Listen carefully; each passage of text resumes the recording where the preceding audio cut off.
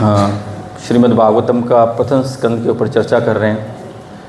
ये चर्चा बहुत साल पहले आरंभ हुई थी, जब हिज ग्रेस दाऊजी प्रभु थे, तब ये चर्चा आरंभ हुई थी। बहुत साल लग रहे हैं, क्योंकि हमारा प्रतिदिन तो सेशन होता नहीं है, रविवार को होता है। उसमें भी कुछ सेशंस हम लोग एब्सेंट हो जाते हैं, कुछ बाहर जाते हैं, तो बाहर गए या कोई और कारण से, या कुछ सेशन ऐसे होते हैं जब सीनियर वैष्णव आते हैं या कोई उत्सव आता है तो हम वो इसको कंटिन्यू नहीं कर पाते। तो आशा करते हैं कि ये अभी प्रथम स्कंद बहुत जल्दी ख़त्म होगा। लगभग में 5 साल तो लग ही गए होंगे वो प्रथम स्कंद। तो हम लोग बहुत पक्का फाउंडेशन स्ट्रॉन्ग करके चल रहे हैं, ऐसी बात नहीं है। अगर आप घर जाके पढ़े हैं तो केवल यहाँ सुनने से नहीं होगा। यहाँ सुनने मात्र से उतना हमारा श्रवण की उतनी हमारी योग्यता या आतुरता या हमारी वो बोलेंगे गुण नहीं है, क्वालिटी नहीं है कि हम केवल सुनने से इसको ग्रहण कर पाएंगे। क्योंकि अगर ऐसी क्वालिटी हम में होती तो व्यासदेव जी इसको लिखते नहीं। वो लिखे हैं इसलिए कि बोलेंगे सिर्फ सुनने से इनका होगा नहीं। और पिछले सप्ताह श्रीपदा ने क्वेश्चन किया था महाराज से, तो महाराज बोले कि एक चीज़ को एक चैप्टर कम से कम 50 बार सुनना चाहिए, पुनः पुनः। श्रीनिपतम स्वयं कथा कृष्ण पुण्य श्रवण कीर्तनम। बार बार उसको सुनना चाहिए और बोलना चाहिए, सुनना चाहिए, बोलना चाहिए, तब जाके हम लोग मूड है ना। पिछले संडे क्लास में प्रभु जी भी बोले थे, मंद आलसी भी हैं, सुमंद मंद मते हो, सब कुछ है। इसलिए हमको सुनना चाहिए, क्योंकि प्रभुपाद ने फर्स्ट कैंटो में ही पूरी भागवतम का सार दे दिया है। अगर हम ठीक से पढ़ेंगे तो फर्स्ट कैंटो में ही हमको भागवतम का पूरा रस सा स्वादन हो जाएगा। ठीक है, हम लोग अभी चर्चा कर रहे हैं प्रथम स्कंद के अध्याय 18 और श्लोक संख्या 11 पे। ऋषे ऊचु सुत जीव समा सौम्य शाश्वतीर्विशदं यशा यस्त्वेम शंसी कृष्णस्य मार्त्यनाममृतहिग्ना सुत जीव समा सौम्य शाश्वतीर्विशदं यश यस्त्वं शंसी कृष्णस्य मार्त्यनामृतं हीना सुत जीव समा सौम्य शाश्वतीर्विशदं यश यस्त्वं शंसी कृष्णस्य मार्त्यनाममृतं हीना। प्रभु जी, सुत जीव समा सौम्य शाश्वतीर्विशदं यश यस्त्वं शंससि कृष्णस्य मार्त्यानाममृतं हिना। कोई और प्रभु जी? ऋष्यायुचु सुत जीव समा सौम्य शाश्वतीर्विशदं यशा यस्त्वं शंससि कृष्णस्य मर्त्यानाममृतहीना।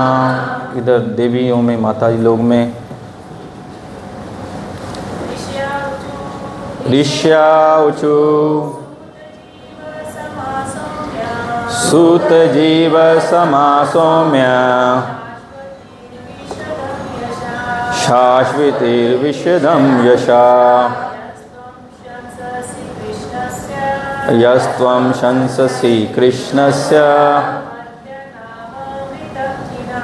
मर्त्यानाममृतहीना।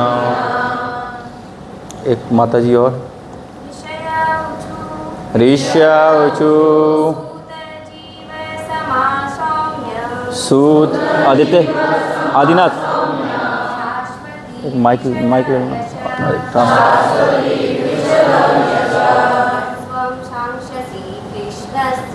यस्त्वं शांससि कृष्णस्य मर्त्यानामृतं हीनाम्। तो हम लोग चर्चा कर रहे हैं, हम लोग अभी यहाँ पे जो बोल ऋषिया उचु, ऋषियों ने बोला, क्योंकि जो हम लोग अभी कथा सुन रहे हैं, हम लोग बोलते श्रीमद् भागवतम का जो पहला पाठ है वो किसने किया था? है सुखदेव गोस्वामी ने। और हम इसका सेकंड पार्ट सुन रहे हैं अभी तक। जो सेकंड पार्ट हुआ वो सुन रहे हैं, इसके बाद फर्स्ट पार्ट चालू होगा। मैं सेकंड कैंटो से फर्स्ट पार्ट चालू होगा जब सुखदेव गोस्वामी बोलना आरंभ करेंगे। अगले 19 चैप्टर में तो सुखदेव गोस्वामी प्रकट होंगे, वो आएंगे। अभी तक सुखदेव गोस्वामी आए ही नहीं हैं।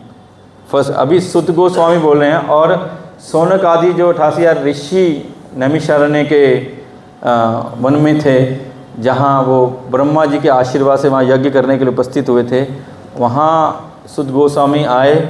तो वहाँ पे पुनः उसी भागवतम का फिर से क्या बोलेंगे उसको, हैं,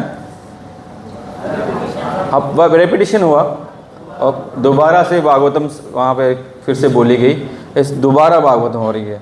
तो मैं पहले सोच रहा था कि श्लोक्स को एक साथ ही ले लेंगे, लेकिन इतने सुंदर सुंदर श्लोक्स हैं, इतने सुंदर सुंदर इसमें बातें बोली गई हैं कि कई बार बोला जाए तो मेरे को बोलते हैं कि बहुत स्लो चल रहे हैं, फास्ट स्लो, लेकिन मन ही नहीं करता कि किसी चीज़ को छोड़ के चलें।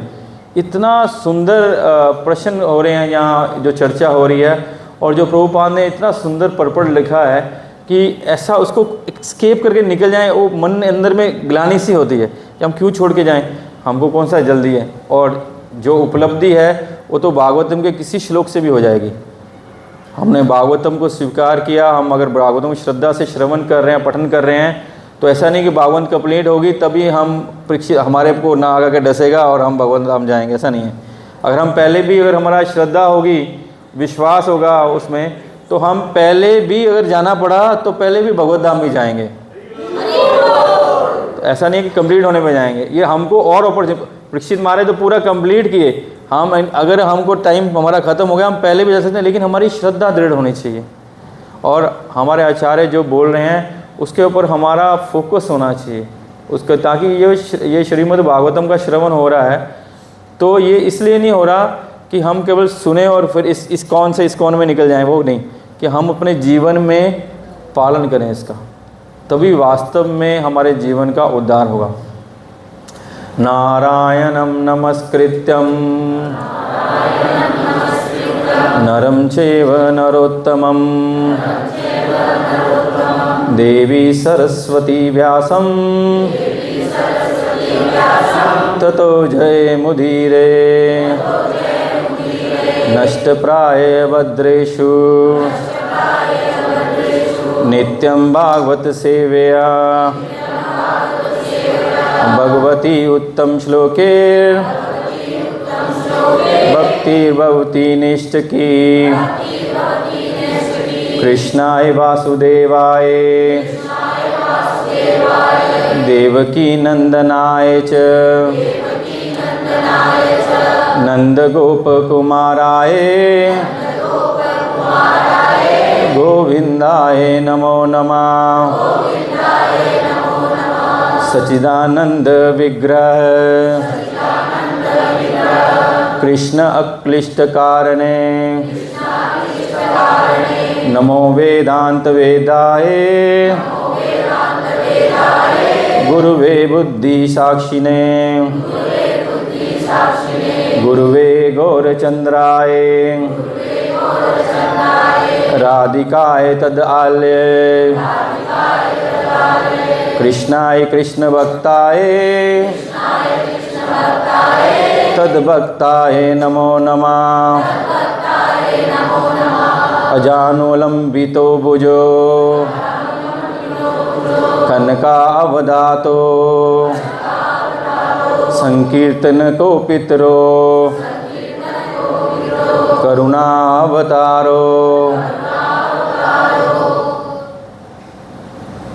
मैं अजानुलंबितो भुजो कनकावदातो संकीर्तन को पितरो कनकावतारो। विशंबरो द्विजवरो युगधर्म पालो जगत प्रिय करो करुणा अवतारो। अनार्पितम चरित चरात करुणा अवतीर्णो कलो। समा अर्पितम उत्तम उज्ज्वल रस स्वभक्ति श्रियम। हरिपूट सुंदर द्विती संदीपनो कदम संदीपनो। सदा हृदय कंदरे स्फुरत वासचिनंदनो। मुखम करोति वाचालम पंगुलंगायते गिरिम यत्कृपातमहं वंदे श्रीगुरु दीनतारिणे परमानंद माधवम श्री चैतन्य ईश्वर। ओम नमो भगवते वासुदेवाय। ओम नमो भगवते वासुदेवाय।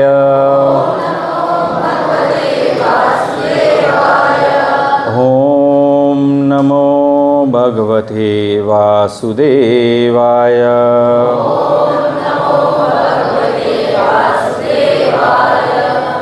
कोई इनका अनुवाद और तात्पर्य पढ़ेंगे हिंदी में? माइक चल रहा है वो? ऋषियों ने कहा ना, हे गंभीर सुत गोस्वामी। माइक चल नहीं रहा। ठीक है, मैं ही पढ़ता हूँ। श्रेष्ठ मुनियों ने कहा, हे सौम्य सुत गोस्वामी, आप अनेक वर्षों तक जिएं तथा शाश्वत यश प्राप्त करें, क्योंकि आप भगवान श्री कृष्ण के कार्यकलाप के विषय में उत्तम ढंग से बता रहे हैं। हम जैसे मृत्य प्राणियों के लिए ये अमृत के समान है। तात्पर्य शिल प्रभुपाद द्वारा शिल प्रभुपाद की जय। जब हम परमेश्वर के दिव्य गुणों तथा कार्यकलापों के विषय में सुनते हैं तो हमें सदा भगवद गीता 4.9 में भगवान ने खुद ने अपने संबंध में जो कहा है उसका स्मरण करना चाहिए। उनके सार कार्य, यहाँ तक कि जब वे मानव समाज में कार्य करते थे तब भी दिव्य ही होते हैं, क्योंकि वे सब भगवान की आध्यात्मिक शक्ति द्वारा अभिप्रेरित होते हैं, जो उनकी भौतिक शक्ति से भिन्न है। जैसा कि भगवद गीता में कहा गया है, ऐसे कार्य दिव्यम कहलाते हैं। इसका अर्थ ये हुआ कि वे सामान्य जीवों की भांति भौतिक शक्ति के वश में रहकर कार्य नहीं करते हैं और जन्म नहीं लेते हैं, ना ही उनका शरीर सामान्य जीवों के शरीर की भांति भौतिक होता है, ना ही परिवर्तनशील होता है। चाहे भगवान से या किसी प्रमाणिक स्रोत से जो व्यक्ति इस तथ्य को समझ लेता है, वह इस वर्तमान शरीर को त्यागने के बाद पुनः जन्म नहीं लेता। ऐसा प्रबुद्ध जीवन को भगवत धाम में प्रविष्ट होने दिया जाता है, जहाँ वह भगवान की दिव्य प्रेम में सेवा में लग जाता है। अतएव जिस रूप में भगवद गीता तथा श्रीमद् भागवतम में भगवान के दिव्य कार्यकलाप उद्धृत हैं, उनके विषय में हम जितना श्रवण करते हैं उतना ही हम उनके दिव्य प्रकृति के विषय में जान पाते हैं और उतना ही भगवत गाम के पथ पर अग्रसर होते रहते हैं। श्रील प्रभुपाद की जय। हम लोग चर्चा करेंगे आज 11 से लेके 17 नंबर, इसको कंपाइल करके हम लोग कंप्लीट करेंगे। तो यहाँ पे जब सुत गोस्वामी के को ऋषियों ने 6 प्रश्न पूछे थे, उनका आंसर दिया, उन्होंने उत्तर दिया। तो उत्तर देने के बाद वो और सुनना चाहते हैं हम किसके बारे में, भगवान के बारे में।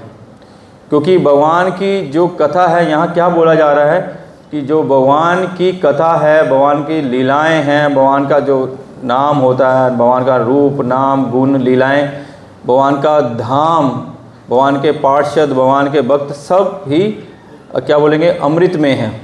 उनका संग करने से यहाँ बोला जा रहा है कि ये जो कथाएं आप बोल रहे हैं, जो हमारे जैसे मृत प्राणियों के लिए अमृत में हैं। अमृत क्या होता मालूम, क्या होता अमृत? रावण ने भी शिव जी से अमृत की डिमांड की थी, मेरे को अमृत दे दीजिए। और हिरण्यकशिपु ने ब्रह्मा जी से अमर रहने का ही वरदान मांगा था कि आप मेरे को अमरता का वरदान दीजिए। और रावण ने भी यही मांगा था। उन्होंने दोनों ने बहुत घोर तपस्या की थी। तपस्या करके दोनों ही प्रमुख देवताओं को, जो सृष्टि के सबसे प्रमुख देवता हैं, उनको प्रसन्न किया। प्रसन्न करने के उपरांत जब वो प्रकट हुए तो उनसे वरदान मांगा। वरदान मांगा तो दोनों ने अमरता का वरदान मांगा, तो क्या दोनों को मिला? नहीं मिला। क्यों, क्या कारण था? क्या? प्रभु जी बोले कोई भी जीव अमर नहीं हो सकता है। क्या आप इनसे सहमत है? नहीं सहमत है। कौन कौन सहमत है? हाथ खड़ा कीजिए। कोई भी सहमत नहीं है। आप सहमत हैं? और एक जीव अमर नहीं हो सकता है, जो इंसान में है उसको मरने पड़ता है। हाँ, क्या अमृत मिला था? क्या वो मरा नहीं? क्या मरा है? तो ये उस अमृत की चर्चा नहीं हो रही है। और जीव जो अपनी वास्तविक स्थिति में है वो कभी मरता है। नैनम छदंती शस्त्राणि नैनम दहति पावका न चैनम कलवजंतो ना शोचती मारता ना जेते मृते वा कदाचन भूत्वा भवितो ना भूयो और अजय नित्य शाश्वत पुराणो ना हंते हने माने शरीरा। शरीर मरता है, जीव कभी नहीं मरता है। जीव नहीं मरता। हम जैसे भगवान सच्चिदानंद हैं, हम भी सच्चिदानंद हैं, लेकिन हम इस भौतिक शरीर में हैं। जैसे प्रभुपाद ने बताया कि भगवान चौथे गीता के 4.9 में बोलते हैं, जन्म कर्म च में दिव्यम एवं यो वेति तत्वता त्यक्ता पुनर्जन्म नेति मामेति ना अर्जुना। कि मेरे जन्म कर्म के बारे में जो तत्वता जान लेगा, उसके पीछे में रहस्य क्या है। लीला बहुत सुंदर है, सब भगवान की लीलाएं अद्भुत है। और लीला हम साधारण व्यक्ति, जैसे यहाँ ब्रह्म मोहन लीला हो रही है, यहाँ कृष्ण बलराम है, वहाँ श्रीमती राधा रानी के साथ ठाकुर जी है, वहाँ मक्खन चोर बैठे हैं, वहाँ ब्रह्म विमोहन लीला के पहले भगवान प्रसाद पा रहे हैं, बहू पा रहे हैं, वो है। ये सब लीला अद्भुत है, अद्भुत है। लेकिन प्रत्येक लीला के पीछे में कारण है, रहस्य है। और उस लीलाओं को हम जो साधारण जीव हैं, हम ये लीलाएं देखते हैं, बहुत सुंदर लगती हैं। लेकिन जो तत्ववेता हैं, तत्व ज्ञानी हैं, जो भगवान क्यों आए हैं, भगवान ने इस समय पे ये लीला क्यों की है, इसके पीछे में रहस्य क्या है। क्योंकि भगवान कोई भी लीला, कोई भी कार्य का पीछे में एक उसके पीछे कारण नहीं होता। भगवान कुछ करते उसमें बहुत कारण जुड़े होते हैं। उस सबको कंपाइल करके भगवान ये लीला करते हैं, सबको सेटिस्फाइड कर देते हैं। तो क्यों आते हैं, किस कारण आते हैं, क्यों करते हैं, उसके पीछे में तत्वता जानना भी जरूरी है। हालांकि लीला सुनने से भी हमारा प्रेम बढ़ता है, और प्रेम बढ़ने के बाद हमारा जो दृढ़ता आएगी, प्रेम गाढ़ होगा, तो तब हम वास्तव में भगवान के बारे में जान पाएंगे कि भगवान क्यों कर रहे हैं ये। क्यों भगवान ने मधुमंगल के मुंह से छाछ पी, ब्रह्मा जी को वहाँ क्यों मोहित किया, क्यों फिर भगवान ने अपना ही विस्तार करके सारे गोप बालों के रूप में, बछड़ों के रूप में अपना विस्तार किया। क्या क्या उसके पीछे में क्या रहस्य, वो तत्वता जानना चाहिए। जो बहुत सारे डिवोटीज़ या बहुत सारे जो नए भक्त रहते हैं, वो ये बोलते हैं कि इस्कॉन में लीलाओं की चर्चा कम होती है, तत्व की चर्चा होती है। क्योंकि प्रभुपाद जानते हैं, हमारे आचार्य जानते हैं, हमारे पास समय की कमी है और लीलाएं हम सुनते रहते हैं, उसमें भी लीला कुछ ना कुछ आती है। लेकिन हमको भगवान ने जो गीता में जो हमारे सारी सृष्टि का कॉन्स्टिट्यूशन है, उसमें जो कॉन्स्टिट्यूशन के जिन्होंने लिखा है उन्होंने बताया मेरे को तत्वता समझना होगा, पीछे में सत्य क्या है, उस परम सत्य जो वो लीला कर रहे हैं उसके परम सत्य के पीछे में रहस्य क्या है उसको भी जानना होगा, उसको जान के अपने जीवन में उसका आस्वादन करना होगा, उस चीज़ का हमारे भगवान कितने करुणा में हैं, कितने करुणा, प्रत्येक लीला में उनकी करुणा से भरी हुई है। वो किसी असुर को भी वध करते हैं, वो करुणा के उसमें भी सागर छुपा रहता है। वो भगवान किसी का असुर का वध करते हैं, क्या उसका हानि होता है क्या? उससे कभी नहीं होता है, उसका उद्धार होता है। भगवान के भक्त जो हैं वो भी किसी को श्राप भी देते हैं, क्या उससे किसी का हानि होता है क्या? कभी नहीं होता। तो सामान्य व्यक्ति बोले उसने श्राप दे दिया, उसने ऐसा बोल दिया, उन्होंने ऐसा बोल दिया, ये नहीं करना चाहिए। लेकिन जब हम उस रहस्य के बारे में आचार्यों द्वारा जो दी गई वाणी है उस तत्व के रहस्य को हम सुनने का प्रयास करते हैं, समझने का प्रयास करते हैं श्रद्धा से, निष्ठा से, रुचि से, तो हम उसके बारे में जान पाते हैं। तो इस अमृत की बात हो रही है कि वो अमृत पिलाइए, जो आप ये अमृत भगवान की लीलाएं हैं जो सुखदेव गोस्वामी के श्रीमुख से निकली है, जिसका आपने रसापान किया है। सुध गोस्वामी का क्या नाम था? नाम क्या सुध गोस्वामी का? उग्रश्रवा। उग्रश्रवा मतलब जो सुनने के लिए, जिनके में बहुत उत्कंठा हो और सुनने से कभी भी वो थकते नहीं हैं। सब समय आप भगवान की कथा बोलेंगे, हर समय सुनने के लिए तैयार है कि आप बोलते रहिए, बोलते रहिए, बोलते रहिए, बोलते रहिए, हम सुनते रहेंगे। हम तो 1 घंटा बाद उब जाते हैं, यार ठीक है आज का हो गया, समय हो गया, अभी ठीक है, बर्तन वाली आने वाली होगी, क्या करें। समस्या है ना, बहुत सारी समस्या हैं, तो हमारा माइंड उधर डाइवर्ट हो जाता है। और बहुत सारी समस्या, बहुत लोग क्लास में नहीं आते, बोलते हैं क्या, हम कई बार बोलते हैं प्रभु जी क्लास में आइए, माता जी क्लास में। नहीं प्रभु जी, सुबह सुबह मीठा पानी आता है ना, फिर वो चला जाता है। मतलब वो मीठा पानी इस मीठे पानी से बहुत ज़्यादा इम्पोर्टेंट है। प्रभु जी क्या करें, काम वाली मानती नहीं है, उसी समय आती है। मैं उस दिन बेताईदल्ला में क्लास दे रहा था, तो मैं उस दिन भी यही बोला था कि ये दर्शाता है कि हमारा कथा के प्रति, वैष्णव संघ के प्रति या हमारी सेवा के प्रति कितना प्रेम है, कि हमको काम वाली इम्पोर्टेंट है, कथा इम्पोर्टेंट नहीं है। हमको आज कपड़े धोने इम्पोर्टेंट है, कथा इम्पोर्टेंट नहीं है। हम आज का वो काम बाद में या कल भी कर सकते हैं, लेकिन हमारा वो ईगरनेस ही नहीं है हमारी कि हम कथा में जाएं। कथा तो और वैष्णव का दर्शन होगा, वैष्णव का संग होगा, वहाँ कीर्तन होगा, कथा होगा, तो वहाँ अमृत का प्रसाद मिलेगा। हालांकि मैं तो कौवे जैसा हूँ कि मैं तो ठीक से इसका जो विवेचना है वो नहीं कर पाऊँगा, लेकिन प्रभुपाद ने बहुत विस्तार से हमको समझाया है कि उसमें कोई थोड़ा सा भी बुद्धिमान होगा तो वो इसको पढ़ के डिस्क्राइब कर सकता है। तो यहाँ पे बोला जा रहा है कि आप कृपया उस कथा अमृत को पिलाइए। प्रविष्टे करण अरंदरे, प्रविष्टेन करण रंदरेन, प्रविष्टे करण रंदरेन स्वयं नाम भव सुरारहुम दोनोति शमलम कृष्ण सलिलस्य यथा शरत। बोलते हैं भगवान की कथा कितनी अमृत में है कि वो अपने कान से घुसती है, हमारे कान से घुसती है कि प्रविष्ट करण रंध्रेन स्वयं नाम बब सरो रुहम कि वो कर्ण में घुसती है, कान में घुस के भगवान अंदर चले जाते हैं हमारे हृदय में। वो टेढ़ी टांग वाला ना, वो अंदर चला जाता है। अगर किसी के एक बार अंदर चला गया वापस नहीं निकलेगा, ये पक्की बात है। क्योंकि आगे इसी श्लोकों में आएगा, प्रभुपाद लिखे हैं कि बहुत सारे निर्विशेषवादी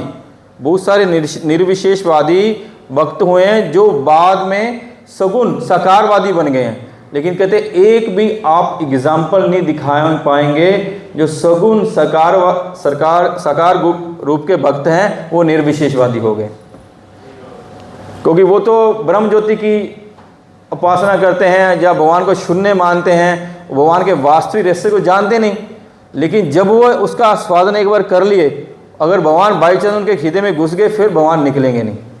जो एक बार टेढ़ी टांग वाला घुस गया वो फिर निकलेगा नहीं।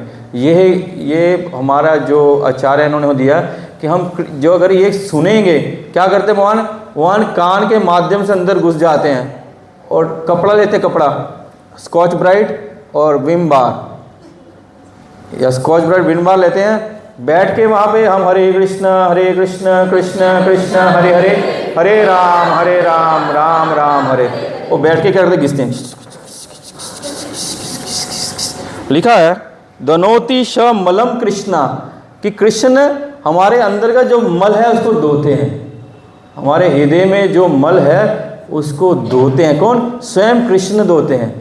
एक बार हम उसको अच्छे से सुन लेंगे, वो धोएंगे, धो के हमको कैसा सलिलस्य यथा शरद, जैसे शरद ऋतु होती है ना, शरद ऋतु में सारी वातावरण स्वच्छ हो जाता है, बारिश चली जाती है, जितना आंदोलन होना था आंदोलन हो जाता है, सब चीज़ें एकदम समतल हो जाती हैं, पेड़ पौधे सब धुल जाते हैं, जितने तालाब पुकुर थे, जितना उसमें गंदगी थे, उछल कूद करके सब नीचे बैठ जाती हैं, सब एकदम शांत हो जाता है। भगवान हमारा हृदय एकदम शांत और शुद्ध कर देते हैं। तो ये भगवान की कथा अमृत है, भगवान की कथा अमृत। ये अमृत, एक अमृत के लिए बहुत बड़ा प्रयास हुआ था, बहुत बड़ा आंदोलन हुआ था अमृत के लिए। मालूम है किसी को? हैं? समुद्र मंथन। वो कौन कौन किए थे? असुर और देवता, और असुर दोनों मिलके किए थे, और दोनों किए थे। दोनों का क्या डिमांड था? अमृत। वो अमृत के लिए वहाँ एकत्रित हुए थे। भगवान बोले ठीक है चलो, भगवान बोले चलो तुमको अमृत पिलाते हैं। बहुत बार, क्योंकि असुर बहुत बार पीटते थे देवताओं को, और पीट के फिर वो जीत जाते थे, तो उनको मरने का डर लगता था। तो बोले कि उन्होंने भगवान से डिमांड वही की, बोले ठीक है चलो। और असुरों को भी डिमांड थी, क्योंकि भगवान जानते थे कि अकेले देवता उस कार्य करने में सक्षम नहीं है, हमको असुरों का भी बल चाहिए। क्योंकि भगवान, हम सुना ना कि भगवान की जो लीला है उसके पीछे बहुत रहस्य रहता है। जो हम ये भगवान की समुद्र मंथन की लीला सुनते हैं, उसमें कितनी लीलाएं हुई हैं। उसमें मोहिनी अवतार भी हुआ, उसमें माँ लक्ष्मी का प्रकट भी हुआ, अरावत, हाथी, घोड़ा, बहुत। और उसमें एक और चीज़ निकली थी सबसे पहले, हलाहल विष। तो एक जो वैष्णव नाम यथा शंभु, भगवान शिव है ना, जो अन्य देवता था, वो वास्तविक अमृत क्या वो जानते नहीं थे, कि वास्तव में अमृत क्या है वो उनको ज्ञात नहीं था। तो इसीलिए जो शास्त्र बताते हैं, हमारे आचार्य बताते हैं, प्रभुपाद बताते हैं कि जो देवताओं की पोस्ट है वो टेम्परेरी है, एक काल के बाद वो चली जाती है। इंद्र भी चेंज होते हैं, इंद्र, वरुण, चंद्र, सब सूर्य, सब देवता चेंज हो जाते हैं, क्योंकि वो डिमांड ही उस अमृत की करते हैं। जो वो अमृत भी टेम्परेरी है। अगर प्रभु जी अभी बताए कि रावण को अमृत मिल गया था, अगर रावण को अमृत मिल गया था तो वो मरा क्यों? उसको मरा क्यों? तो वो उससे भी वो छल कर दिया था भगवान कि अमृत वो कौन सा दिया जो खत्म हो जाएगा। अमृत जो मरता, अमृत जो मरेगा ही नहीं, अमर हो जाएगा वो अमृत है। लेकिन वो तो मर गया, क्यों? क्योंकि उसने भगवान से द्वेष किया। तो वास्तविक जो अमृत है उसका रहस्य भगवान शिव जानते हैं। जब सबको इनविटेशन कार्ड गया, व्हाट्सएप पे मैसेज दिया, प्रभु लोगों ने फ़ोन कॉल भी किया कि प्रभु जी असेंबल होइए, यहाँ पे प्रोग्राम है। बोले कैसा प्रोग्राम है? बोले यहाँ पे दरिद्र नारायण की पूजा होगी, यहाँ समाज सेवा होगी, यहाँ पे लोगों को खाना खिलाया जाएगा, यहाँ पे वस्त्र वितरण होगा। बोले ये सब जगह मैं नहीं जाता, भक्त वहाँ नहीं जाते हैं। भक्तों को क्या बोलेंगे? जहाँ नारायण की सेवा होगी और नारायण का प्रसाद बांटा जाएगा, भक्त वहाँ जाएंगे। जहाँ हरि नाम होगा भक्त वहाँ जाएंगे। बोले वहाँ अमृत का मंथन होगा, समुद्र मंथन, वहाँ नहीं गए। तो एकमात्र भगवान शिव थे, वहाँ नहीं गए, क्योंकि वो अमृत का वास्तविक रहस्य जानते थे। वो रहते कहाँ रहते हैं वो? को कितना बड़ा उनका बंगला है, कितने बेडरूम है उसमें? एक भी बेडरूम नहीं है, एक भी बेडरूम नहीं है। और उनका बेड कैसा है? बर्फ़ का बेड है। और उनके पास कितनी जैकेट है वुडलैंड की? एक भी नहीं है। तो कुछ है?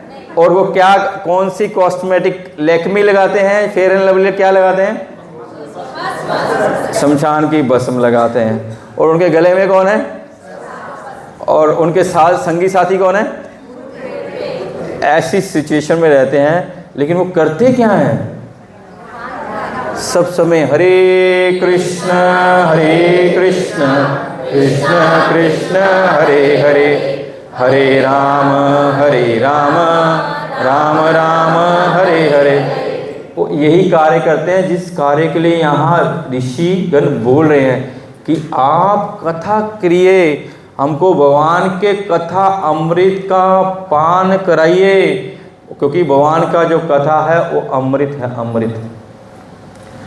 भगवान शंकर का दो ही काम है, या तो वो जप करेंगे या कथा बोलेंगे। पिछले सप्ताह मंगलवार को परम पूज्य भक्ति आश्रय वैष्णव स्वामी महाराज जी आए थे। हमने किन की कथा सुनी? वृत्रासुर को। तो वो पिछले पूरे जन्म में क्या थे? चित्रकेतु थे। तो जब वो चित्रकेतु को श्राप मिला तो क्या कर रहे थे भगवान शंकर? भागवत कथा हो रही थी, सब ऋषि बैठे थे और भागवत कथा हो रही थी। तो उनका कार्य यही है कि सब महात्मा जाके उनसे कथा सुनते हैं, क्योंकि वो वास्तविक अमृत के दाता है वो। और भगवान की कथा वास्तविक अमृत है, जो उसको सुनेगा वो कभी मरेगा नहीं, क्योंकि वो जन्म मरण के चक्कर से छूट जाएगा। पुनरपि जननम पुनरपि मरणम, आगे यही दुस्संसारे बहु दुस्तारे भज गो कृपया मुरारे भज गोविंदम भज गोविंदम भज गोविंदम मूढ़ मते। ये शंकराचार्य जी बोल रहे हैं, जो पक्के मायावादी हैं कि मैं भगवान बनूं। बोले वो ऐसा प्रचार, लेकिन वो लास्ट में ही बोले एको शास्त्रम देवकी पुत्र गीतम, एको देवो देवकी पुत्र एव, एको मंत्रस्य नमामि यानि कर्मामपि एकम देवस्य सेवा। सार क्या दिए उनके कि एक ही है, कौन है? देवकी पुत्र कृष्ण। और जो पूरा संसार का कॉन्स्टिट्यूशन, पूरी सृष्टि का कॉन्स्टिट्यूशन है वो एक ही है, भगवद गीता। वो एक ही चीज़ है जो बोलने लायक है, वो उनका नाम। और एक ही जीवन का उद्देश्य होना चाहिए, कार्यम अपि एको देवस्य सेवा, कि भगवान की सेवा करें। भगवान और भगवान के भक्तों की सेवा, यही मूल है हमारी भक्ति में प्रगति का। अगर हम सेवा नहीं करते तो हमारी प्रगति नहीं हो सकती। लेकिन वो सेवा का अर्थ यही नहीं है कि हम सेवा ही करें, श्रवण नहीं करें, जप नहीं करें, अध्ययन नहीं करें, पाठ नहीं पढ़ें या गुरु के आदेश का पालन, वैसा नहीं। सेवा मतलब जो गुरु ने आपको आदेश दिया वही सेवा है। तो वो शंकराचार्य क्या बोले? कृष्ण ही सबसे पुरुषोत्तम है, उनके ही फॉलोअर। मधुसूदन सरस्वती, वो भी निर्विशेषवादी, वो भी बनारस के प्रमुख संत, वो भी यही बोले। बाद में एक बार वृंदावन गलती से घूमने आ गए, वापस नहीं जा पाए, वापस गए नहीं। वो तो गोपाल जी क्या किए, वो आए और वहाँ कदम पे पेड़ पे, और कौन सा घाट है, केसी घाट के में बंसी, कदम के पेड़ पे ऊपर चढ़ के बंसरी बजा के बैठ गए। बंसरी बजा रहे हैं छोटे से गोपाल, उनको दर्शन हो गए उनके गलती से। उसके बाद वो बनारस ही नहीं गए, उसके बाद वो वापस जा ही नहीं पाए। उनको बुलाने के लिए आए, सब उनका इन्विटेशन बोला नहीं नहीं नहीं, कृष्णात परम किम अपि तत्व अहम न जानी। बोले कृष्ण से बढ़कर कोई तत्व है मैं नहीं जानता, तुम जाओ अभी, तुम्हारा ब्रह्म ज्योति मायावाद जो भी है और रखो। महाप्रभु ने प्रकाशानंद सरस्वती का उद्धार किया, कैसे? यही हरि नाम के माध्यम से। क्या बोले? दासानुदास, जो पिछले सप्ताह हम बोले, गोपी बर्तुर पगद कमलम दासानुदास, कि मैं जो हम कौन है? दासानुदास हैं, हमको दासानुदास ही बनना है। जैसे महाराज ने पिछले सप्ताह समझाया कि उनका भी बहुत सारे निर्विशेषवादी भक्त बन गए। तो यहाँ हो रही कथा कि वो अमृत की डिमांड कर रहे हैं। तो भगवान शंकर, भगवान शिव वास्तविक अमृत को पहचानते हैं, वो है उनका नाम। उनके कंठ में जो सब समय गोविंद का नाम चलता है वो वास्तविक अमृत है। जिसका पास गोविंद है उसको और कुछ भी नहीं चाहिए। भगवान बोलते क्षिप्रम भक्ति धर्मात्मा शाश्वत शांति निगच्छति कौनते प्रतिजानी ना मैं भक्ता प्रणश्यति। जो वास्तव में इस रहस्य को जान जाएगा कि जो भगवान के शरणागत हो जाएगा वो कभी भयभीत होगा ही नहीं, कभी भयभीत। हम लोग भयभीत हो जाते हैं क्योंकि हमको पूर्ण रूप से विश्वास नहीं है, हम अभी भी अपने आप को कर्ता मानते हैं। बोले ये अहंकार है। कल मैं कथा सुन रहा था परम पूज्य स्वयं भगवान केशव महाराज की, बोले अहंकार, इसको संधि विच्छेद करो, क्या अहंकार, बोले जो जिसको बोलता है मैं करता हूँ वो अहंकार में।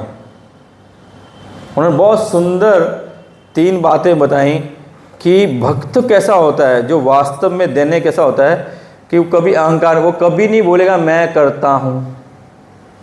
पहली बात वो कभी नहीं बोलेगा कि मैं करता हूँ। दूसरी बात बोले वो हमेशा उसके मन में मैं योग्य हूँ, जो मेरे को मिल रहा है मैं उसके योग्य हैं, कभी उसके मन में ये विचार नहीं आएगा। वो हमेशा ये सोचेगा मैं इसके लायक नहीं, मैं ये सब गुरु वैष्णव कृपा है, ये हो रहा है। यही प्रभुपाद भी बताते हैं, हमको जो भी मान सम्मान मिलता है, जो भी बाई चांस आपका गुणगान होता, ग्लोरीज होती हैं आपकी, बोले वो जाके गुरु के चरणों में ढाल दो। वो आपकी नहीं है, वो आपके गुरु और गुरु परंपरा की है। अगर आपने उसे रख लिया बस फिर आप गए, फिर आपको आदत लगेगी बार बार ग्लोरी सुनने की। बस वहीं क्या बोलते हैं प्रतिष्ठा है, प्रतिष्ठा शुक्र है विष्ठा। बोले प्रतिष्ठा जो है शुक्र की विष्ठा है। सम्मानम गर्ल, और ऐसा ही कुछ बोल महाराज बोले कि जो सम्मान है बहुत भयंकर है। अगर किसी का सम्मान हो रहा है बोले आपके पाप जागृत हो गए हैं। अगर आपकी निंदा हो रही है तो आप बहुत खुश होइए, वाह हाँ अभी हमारा संशोधन हो रहा है। तो भगवान शिव जानते हैं वास्तविक अमृत क्या है, इसलिए भगवान शिव वहाँ नहीं गए। वो बैठ के वास्तविक अमृत पान कर रहे थे, बैठे हुए कैलाश पे हरे कृष्ण कृष्ण कृष्ण हरे हरे, हरे राम राम राम हरे हरे। तो वो पान कर रहे थे, लेकिन समस्या हो गई। गए तो अमृत लेने, मिल गया कुछ हलाहल विष। हलाहल विष बोले इसका निराकरण कौन करेगा? बोले जाइए उनके पास। देखिए भगवान इस हलाहल विष का निराकरण कर सकते थे, उनके लिए कुछ भी नहीं है, उनके सोचने मात्र से वो खत्म हो जाता। लेकिन वो अपने परम भक्त परम वैष्णव की जो ग्लोरीज है, जो उनकी भक्ति है, जो उनका स्तर है, क्या बोलेंगे, उनका ग्लोरीज को बढ़ाना चाहते थे। इसलिए भगवान बोले कहाँ जाओ? जाओ शिव के पास जाओ। तुम लोग मूर्ख हो जो इस अमृत के डिमांड कर रहे हो। भगवान को सिखाना चाहते थे, लेकिन फिर भी जैसे हम मेरे जैसे लोग हैं कि बार बार कथा सुनते हैं, बार बार क्लास में आते हैं, फिर भी वास्तविकता को एक्चुअल जो साधु और जो शास्त्र हमको समझाना चाहता है वो समझते नहीं हैं, वो समझते नहीं, फिर भी कर्म कांड में पड़े रहते हैं। जैसे अगले ही श्लोक में आएगा, अगले ही श्लोक में ये ऋषि क्या बोलेंगे, हे प्रभु हम तो यहाँ बैठ के यज्ञ कर रहे थे, हम यहाँ बैठ के यज्ञ कर रहे थे, और यज्ञ से क्या हो रहा था? बोला धुआं उठ रहा था। बोले उससे क्या हो रहा था? बोला उससे हमारा तन और मन काला हो रहा था। हम दोनों से कल तन और मन काला कर रहे, मतलब वो सकाम कर्म में लगे हुए थे, यज्ञ कर रहे थे।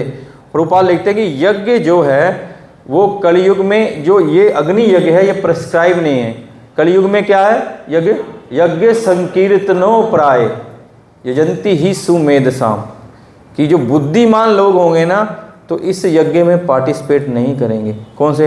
ओम क्या बोलते हैं? स्वाहा, ओम स्वाहा। रूपा लिखे हैं, बोले ब्राह्मण मूर्ख बना रहे हैं।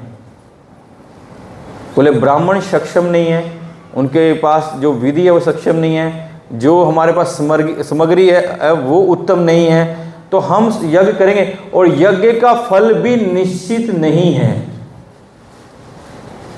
कि वास्तव में आपको यज्ञ का फल मिलेगा। जो आपका अम्बिशन है या जो आपकी अभिष्टि है वो आपकी सिद्ध होगी, उन्हें नहीं पता। पिछले सब मंगलवार हम सुने कैसे त्वष्टा ऋषि यज्ञ कर रहे थे तो क्यों? उनके पुत्र क्या नाम था जो 3 मुख वाले थे? विश्वरूप। उनका इंद्र ने वध कर दिया। वो यज्ञ कर रहे थे, तो यज्ञ, वो तो ऋषि थे, हम तो कुछ भी नहीं है, हम तो भक्त भी नहीं है। तो वो ऋषि थे, क्वालिफाइड थे, और काल भी ठीक था, कलयुग नहीं था। उसमें घी, दूध, दही, गोबर, गोमूत्र, फल फ्रूट सब विदाउट केमिकल, विदाउट कंटेमिनेटेड था। उस समय वो क्या कर रहे थे? यज्ञ कर रहे थे। तो यज्ञ की अभिष्ट पूरी हुई, जो उनका लक्ष्य पूरा हुआ। वो यज्ञ कर रहे थे कि उनको एक पुत्र मिले जिससे वो इंद्र का वध कर ले। हुआ क्या? एक मंत्र में कुछ, वो मंत्र भी ऐसा नहीं, बस उसकी टानने में भूल कर दिए। इतना सूक्ष्म है ये जो विधियाँ, ये कि उसमें कितना टानना है वो भी परफेक्ट होना चाहिए। कि जो मंत्र बोलते हैं ना, मेरे को तो आते नहीं है, तो वो बोलते हैं तो उसको परफेक्ट होना चाहिए। वो जो या बेसी टान दिए या कम टान लिए, उससे उल्टा हो गया कि उनका पुत्र की प्राप्ति हुई जिसका वध इंद्र से होगा। तो इसलिए हमको जो वास्तविक अमृत है, ये नहीं हम ये नहीं इस्कॉन, और हम ये नहीं गौड़िया, जितने भी वैष्णव संप्रदाय हैं, वो श्री संप्रदाय हो, निम्बार्क संप्रदाय हो, हमारा गौड़िया संप्रदाय हो, या रुद्र संप्रदाय, जो भी संप्रदाय हैं, सब उस रहस्य को जानते हैं, क्योंकि वो भगवान के वास्तविक शुद्ध भक्त हैं। वो उस रहस्य को जानते हैं, इसलिए उनका फोकस किस में रहता है? कि भगवान के नाम पे, भगवान की कथा पे, भगवान की सेवा पे रहता है। वो कर्म कांड में नहीं फंसते हैं। बहु देवताओं को प्रसन्न करने के लिए नहीं जाते हैं वो। हमारे एक माता जी आती थी, वो श्री संप्रदाय से हैं और गंगंज में ही रहती हैं। तो कई भक्तों के घर में जाती थी ना, वो बहुत नाराज़ हो जाती थी। उनका नाराज़गी बहुत ठीक थी, एकदम परफेक्ट नाराज़ होती थी। क्योंकि हमारा जो मारवाड़ी समाज है ना, उनको 2 चीज़ चाहिए, शुभ और लाभ, ओनली 2, नथिंग एल्स। उनको कोई मतलब नहीं, भक्ति भुक्ति गई, क्या करना है, हमारा सब अच्छा होता रहे और माल मिलता रहे, टक टक टक नोट गिनते रहे सारा दिन, और हमारा कुछ बुरा नहीं हो, शुभ और लाभ ये हो। तो माता जी जिनके घर में जाती, क्योंकि दामोदर आने वाला है, बाई चांस वो जाती, बाद में मेरे को फ़ोन करती, क्या है प्रभु, उनके घर में लक्ष्मी गणेश साथ साथ क्यों बैठे हैं? लक्ष्मी गणेश का साथ साथ बैठने का क्या सेंस है? लक्ष्मी जी क्या है? नारायण की वाइफ है। वो गणेश जी क्या कर रही है? तो गणेश जी साथ उनका क्या मतलब है? उनकी माँ है, ठीक है। नारायण बेचारे अकेले बैठे हैं और लक्ष्मी और गणेश जी बैठे हुए हैं, तो नारायण कितने ने बेचारे भूखे बैठे रहेंगे, कितने सुखी रहेंगे? तो हमेशा लक्ष्मी नारायण बने, हमको नरसिंह और लक्ष्मी माता बैठनी चाहिए, विष्णु और लक्ष्मी बैठना चाहिए, वैसे बैठना चाहिए। वो ठीक बोली माता जी। ये क्या आपके भक्त क्या कर रहे हैं? क्योंकि हम सकाम भक्ति करते हैं, हम लोग स्वार्थ की भक्ति करते हैं, हमको भक्ति करते ही नहीं है, हम बिजनेस करते हैं। हरे कृष्णा कृष्णा कृष्णा हरे हरे, हरे राम राम राम हरे हरे। हम सकाम कर्म कांड पे फोकस करते हैं, हमारा भक्ति हमारे में है ही नहीं, और हम भक्ति करना ही नहीं चाहते। भक्ति करने से क्या होगा?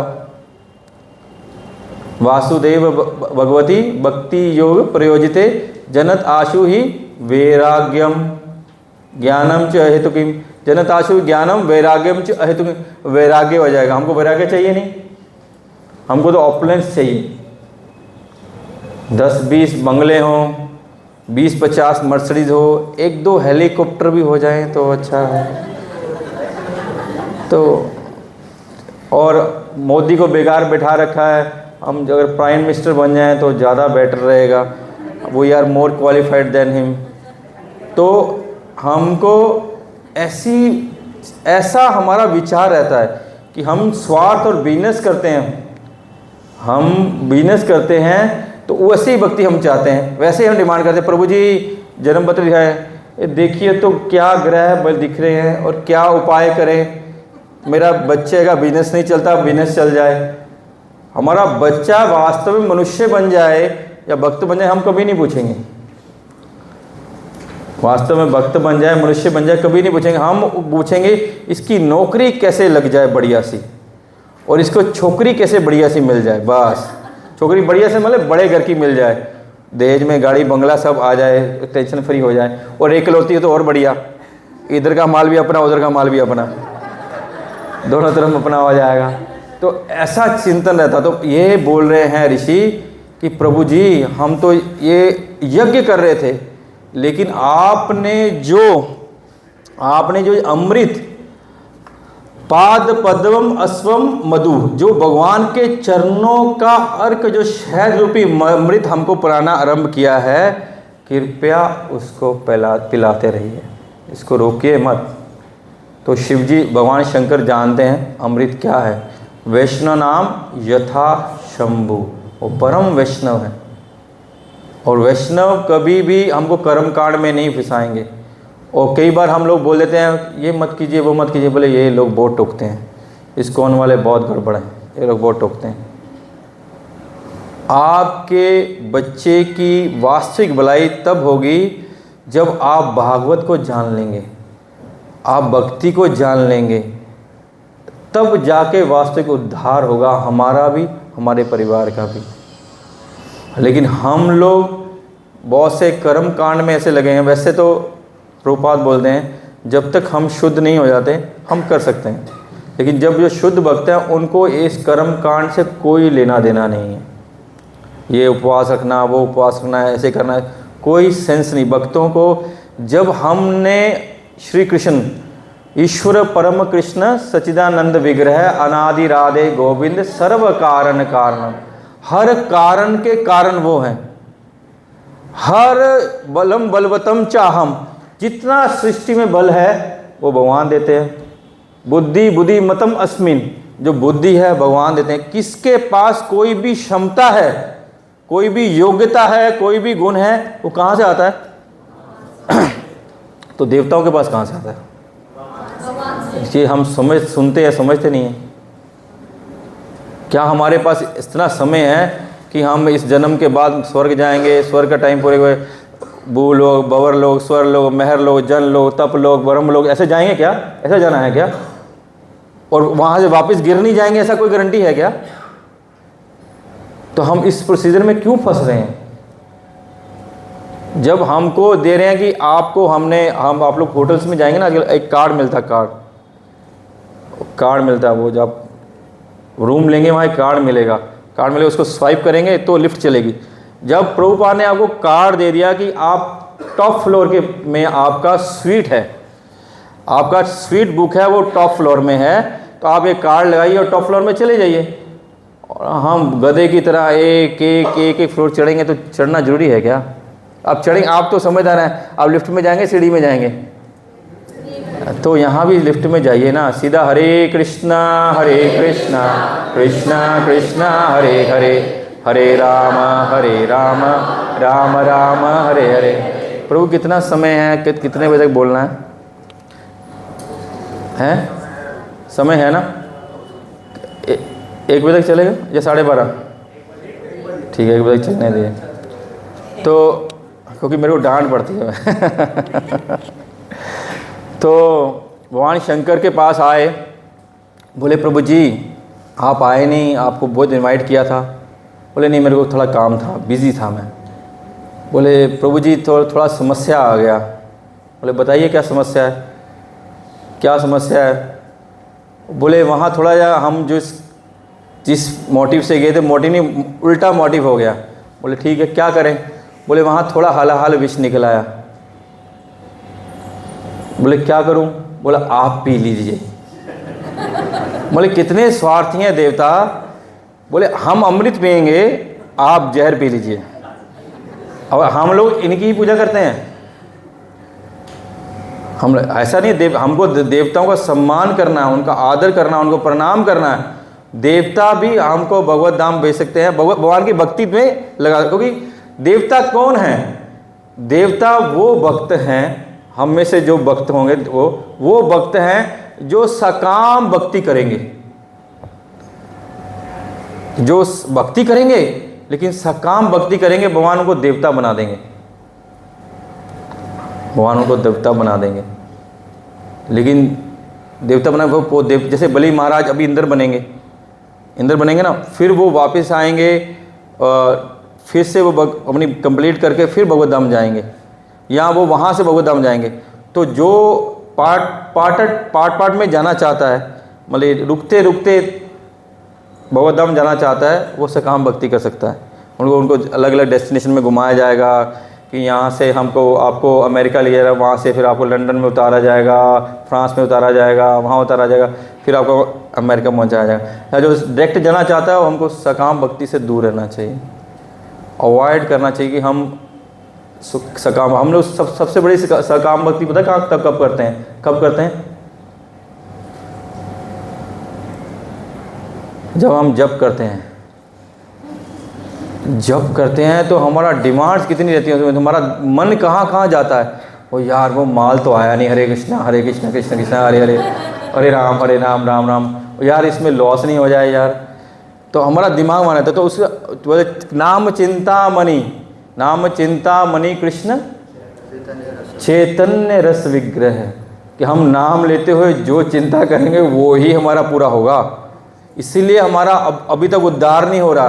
बोलते कृष्ण का एक नाम है, जो एक नाम ले लिया उसके सारे पाप नष्ट हो जाते हैं। हम तो डेली 16 माला करते हैं, 1728 बार हरे कृष्णा कृष्णा कृष्णा हरे हरे, हरे राम राम राम हरे हरे। और किसी को फ़ोन करते हरे कृष्णा बोलते हैं, हरे कृष्णा माता जी, हरे कृष्णा प्रभु जी बोलते हैं। हम तो इतनी बार नाम ले रहे हैं फिर भी नहीं हो रहा है, क्योंकि हम वो नाम नहीं ले पा रहे हैं जिस नाम की बात, शुद्ध नाम, हम शुद्ध नाम नहीं ले पा रहे हैं जिसकी वो बात करते हैं कि एक नाम ऐसा है, इतने पाप हम कर नहीं सकते जितना वो एक नाम हमारे पाप हर लेगा। तो हम लोग प्रैक्टिसिंग डिवोटी हैं, हमको पैसे प्रैक्टिस का मतलब हम नहीं करें। उस दिन एक निताई सेवनी माता जी बोल रही थी, वो गुरु महाराज के लाइव वो जपा सेशन में आई थी, बोले थे हमको भगवान श्री राधा गोविंद की कथाएं नहीं सुननी चाहिए, क्योंकि हम सुनते हैं तो अगर हम उस लेवल पे नहीं है तो हम अपराध करेंगे, तो हम पाप फंस जाएंगे, हमको नरक जाना पड़ेगा। लेकिन वो बोले नहीं सुनेंगे तब भी नरक जाएंगे। इसलिए हमको सुनना चाहिए, लेकिन निरा अपराध होकर सुनना चाहिए। उसके लिए हमको अच्छे से जप करेंगे तो हम निरा अपराध होंगे, तो हमको वो कथाओं का वास्तविक रसास्वादन कर सकेंगे। माता जी ने बहुत सुंदर क्लास दी, अष्ट गोपियों के ऊपर क्लास दी, बहुत सुंदर क्लास दी। तो हमको वो भगवान शंकर लेकिन भगवान शंकर ने इंस्टेंट हाँ नहीं बोली, उन्होंने इंस्टेंट हाँ नहीं बोले। वहाँ एक गृहस्थ धर्म उन्होंने सिखाया कि बहुत कोई बड़ा डिसीजन लेना है तो अपनी अर्धांगिनी को पूछना चाहिए। हमको इंस्टेंट हाँ नहीं बोले, बोले ठीक है हम विचार करते हैं, आपकी माता जी को पूछ के बताएंगे। तो वो माँ पार्वती को पूछे कि प्रिय ये आए हैं, क्या करें, डोनेशन दे देता हूँ? और भागवत श्रीमद् भागवत सप्ताह हो रहा है, आपको मुख्य यजमान बनाने के लिए बोल रहे हैं, तो क्या हम मुख्य यजमान बन जाएं? तो माता बोले पूछ क्यों रहे हो, बन जाओ ना, आप मेरे से पूछे क्यों? इतना उत्तम कार्य के लिए आपको इनविटेशन मिल रहा है तो आप मेरे को पूछ क्यों रहे हो? आपको पूछना ही नहीं चाहिए, आपको अपने विषय लेना। बोले आप इतना सोच क्यों रहे हो विष पीने के लिए? आपको विष पी लेना चाहिए। मतलब उनको भी विश्वास है अपने पति, अपने जो उनके भगवान की संगनी है, कि जो विष उनका कुछ नहीं बिगाड़ पाएगा, क्योंकि सब समय उनके कंठ में हरि रहते हैं। हरि जहाँ हरि रहते हैं वहाँ विष कुछ नहीं कर पाएगा। इसलिए भगवान शंकर ने हाँ बोली, वो विष का हलाहल विष का पान किया, लेकिन देवताओं ने अमृत पान किया, फिर भी वो अमर नहीं हो पाए। और शिव हमेशा के लिए है, वो अनादि अनंत हैं, वो भी भगवान के एक्सपेंशन है उनका। वो कभी भी अपने, जैसे भगवान को अच्युत बोला जाता है, शिव भी अच्युत है। हाँ, भगवान की माया में तो भगवान को छोड़ के कोई भी फंसेगा, भगवान की माया से कोई बच नहीं सकता है, और खासकर जिसको अहंकार हो वो तो बिल्कुल नहीं बच सकता। हालांकि शिव को कभी अहंकार नहीं होगा, लेकिन वो भगवान की मोहिनी रूप को दर्शन करना चाहते थे। भगवान को बोले छोड़ दीजिए, मत कीजिए, मत कीजिए। यहाँ हम एक और शिक्षा लेते हैं, जिस कार्य को हमारे सीनियर, हमारे गुरु मना करे ना, हमको इंसिस्ट नहीं करना चाहिए। हमको लगता है ये काम ऐसा ठीक होगा, लेकिन जब उन्होंने बोल दिया नहीं, दूसरी बार बोल दिया नहीं, तीसरी बार बोल दिया नहीं, फिर वो चौथी बार हाँ बोलेंगे, तो हमारा भलाई नहीं होगा, उसमें हमारा कल्याण उसमें नहीं होगा। हमको ना बोल दिया तो ठीक है, गुरु मुख पद्म वाक्या और ना करी मने आशा, वो बात है। मना किए, ब्रह्मा जी मोहित हो गए, ये रे या वो रे, वहाँ पे वो खा रहे हैं भगवान, उससे भगवान वो बोले क्या ये हरि हैं, ये कृष्ण हैं, गोविंद हैं, ये कैसे हैं? ना ना ना ना ना, ये बच्चा गोविंद नहीं हो सकता। फंस गए। लेकिन ये भगवान और भगवान के भक्तों की अंतरंग लीला है। ये भगवान वो माया में नहीं फंसे, हम जो माया में फंसे हुए हैं, हमको शिक्षा देने के लिए भगवान ऐसी लीलाएं करते हैं।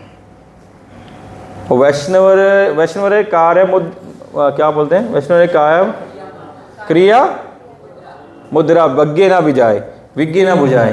कि विद्वान से विद्वान लोग, वैष्णव जो कार्य करते हैं, कुछ बोलते हैं, कुछ करते हैं, वो बड़े बड़े से विद्वान समझ नहीं पाएंगे। हमको लग सकता है कि ये प्रभु जी क्या कर रहे हैं, ये तो उचित नहीं है, ये तो सिस्टम नहीं है। भाई वो आप अभी 2-4 साल से है, वो 20 साल वहाँ ये करते हैं, उनको पता क्या सिस्टम है, वो हमारे उस सिस्टम से आगे निकल चुके हैं।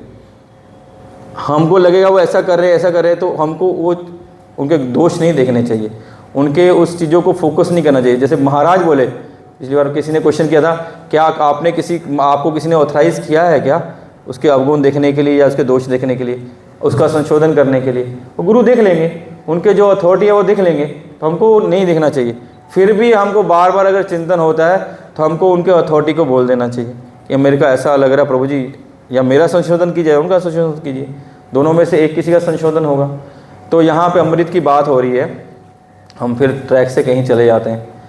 तो भगवान शंकर ने विष पिया और अमृत जो मिला बाद में देवताओं ने पिया। आप सब जानते हैं भगवान श्री नारायण हरि ने मोहिनी रूप धारण किया, और मोहिनी रूप धारण करके असुरों को भ्रमित कर दिया और देवताओं का अमृता का वो अमृत पिलाया। लेकिन यहाँ पे जो ऋषि कह रहे हैं कि जो वास्तविक अमृत है वो भगवान की कथा अमृत है, भगवान का नाम अमृत है। 1.8.36 में कुंती महारानी कहती है, श्रृण्वन्ति गायन्ति गृह्णन्ति अभीक्षणा सुमरन्ति नंदन्ति ते हितं जना ते एव पश्यन्ति अचिरने तवाकं वव प्राहो परम पदाम्बुजम। बोलते हे प्रभु, जो लोग श्रृण्वन्ति, जिन्होंने आपकी कथा को श्रवण करते हैं, फिर गायन्ति, जो गाते हैं, गृह्णन्ति, जो उसको पालन करते हैं, वीक्षणात्, पालन करते, स्मरन्ति, उसको स्मरण करते हैं, नंदन्ति, जो आनंद लेते हैं, और वो लोग, और जो लोग इसमें लगे रहते हैं, वो ही नहीं, बोले कि वो लोग जो दूसरे को ऐसा करते देख के भी आनंद लेते हैं, वो इस भवसागर से पार हो जाते हैं। क्यों? क्योंकि उनको आपके चरण कमलों की प्राप्ति हो जाती है। तो भगवान के कथा अमृत कर पान करने से, हमको उनका कथा पुनः पुनः सुनने से भगवान के चरण कमलों की प्राप्ति होगी। प्रत्येक वैष्णव का एक ही आश्रय है, वो है भगवान के श्री चरण, कि कैसे न कैसे हमको उस अपने स्वामी के श्री चरण का सेवा प्राप्त हो जाए, कैसे न कैसे इस बद्ध जीव को भगवान के श्री चरणों से प्रेम हो जाए, कैसे न कैसे इस मायाबद्ध अवस्था को पार करके हम भगवान के भक्त बन जाएं। केवल यही वैष्णव प्रार्थना करता, और उनका कोई इच्छा, कोई कामना, कभी कोई डिमांड नहीं करता है। जो शुद्ध वैष्णव है भगवान से कोई डिमांड नहीं करते हैं, क्योंकि उनको मालूम है भगवान सब कार्य करने में सक्षम है। उनको भगवान अंतर बाहर अवस्थित है, वो हमारे अंतर बाहर में सब जानते हैं हमारे लिए क्या उचित है, क्या अनुचित है।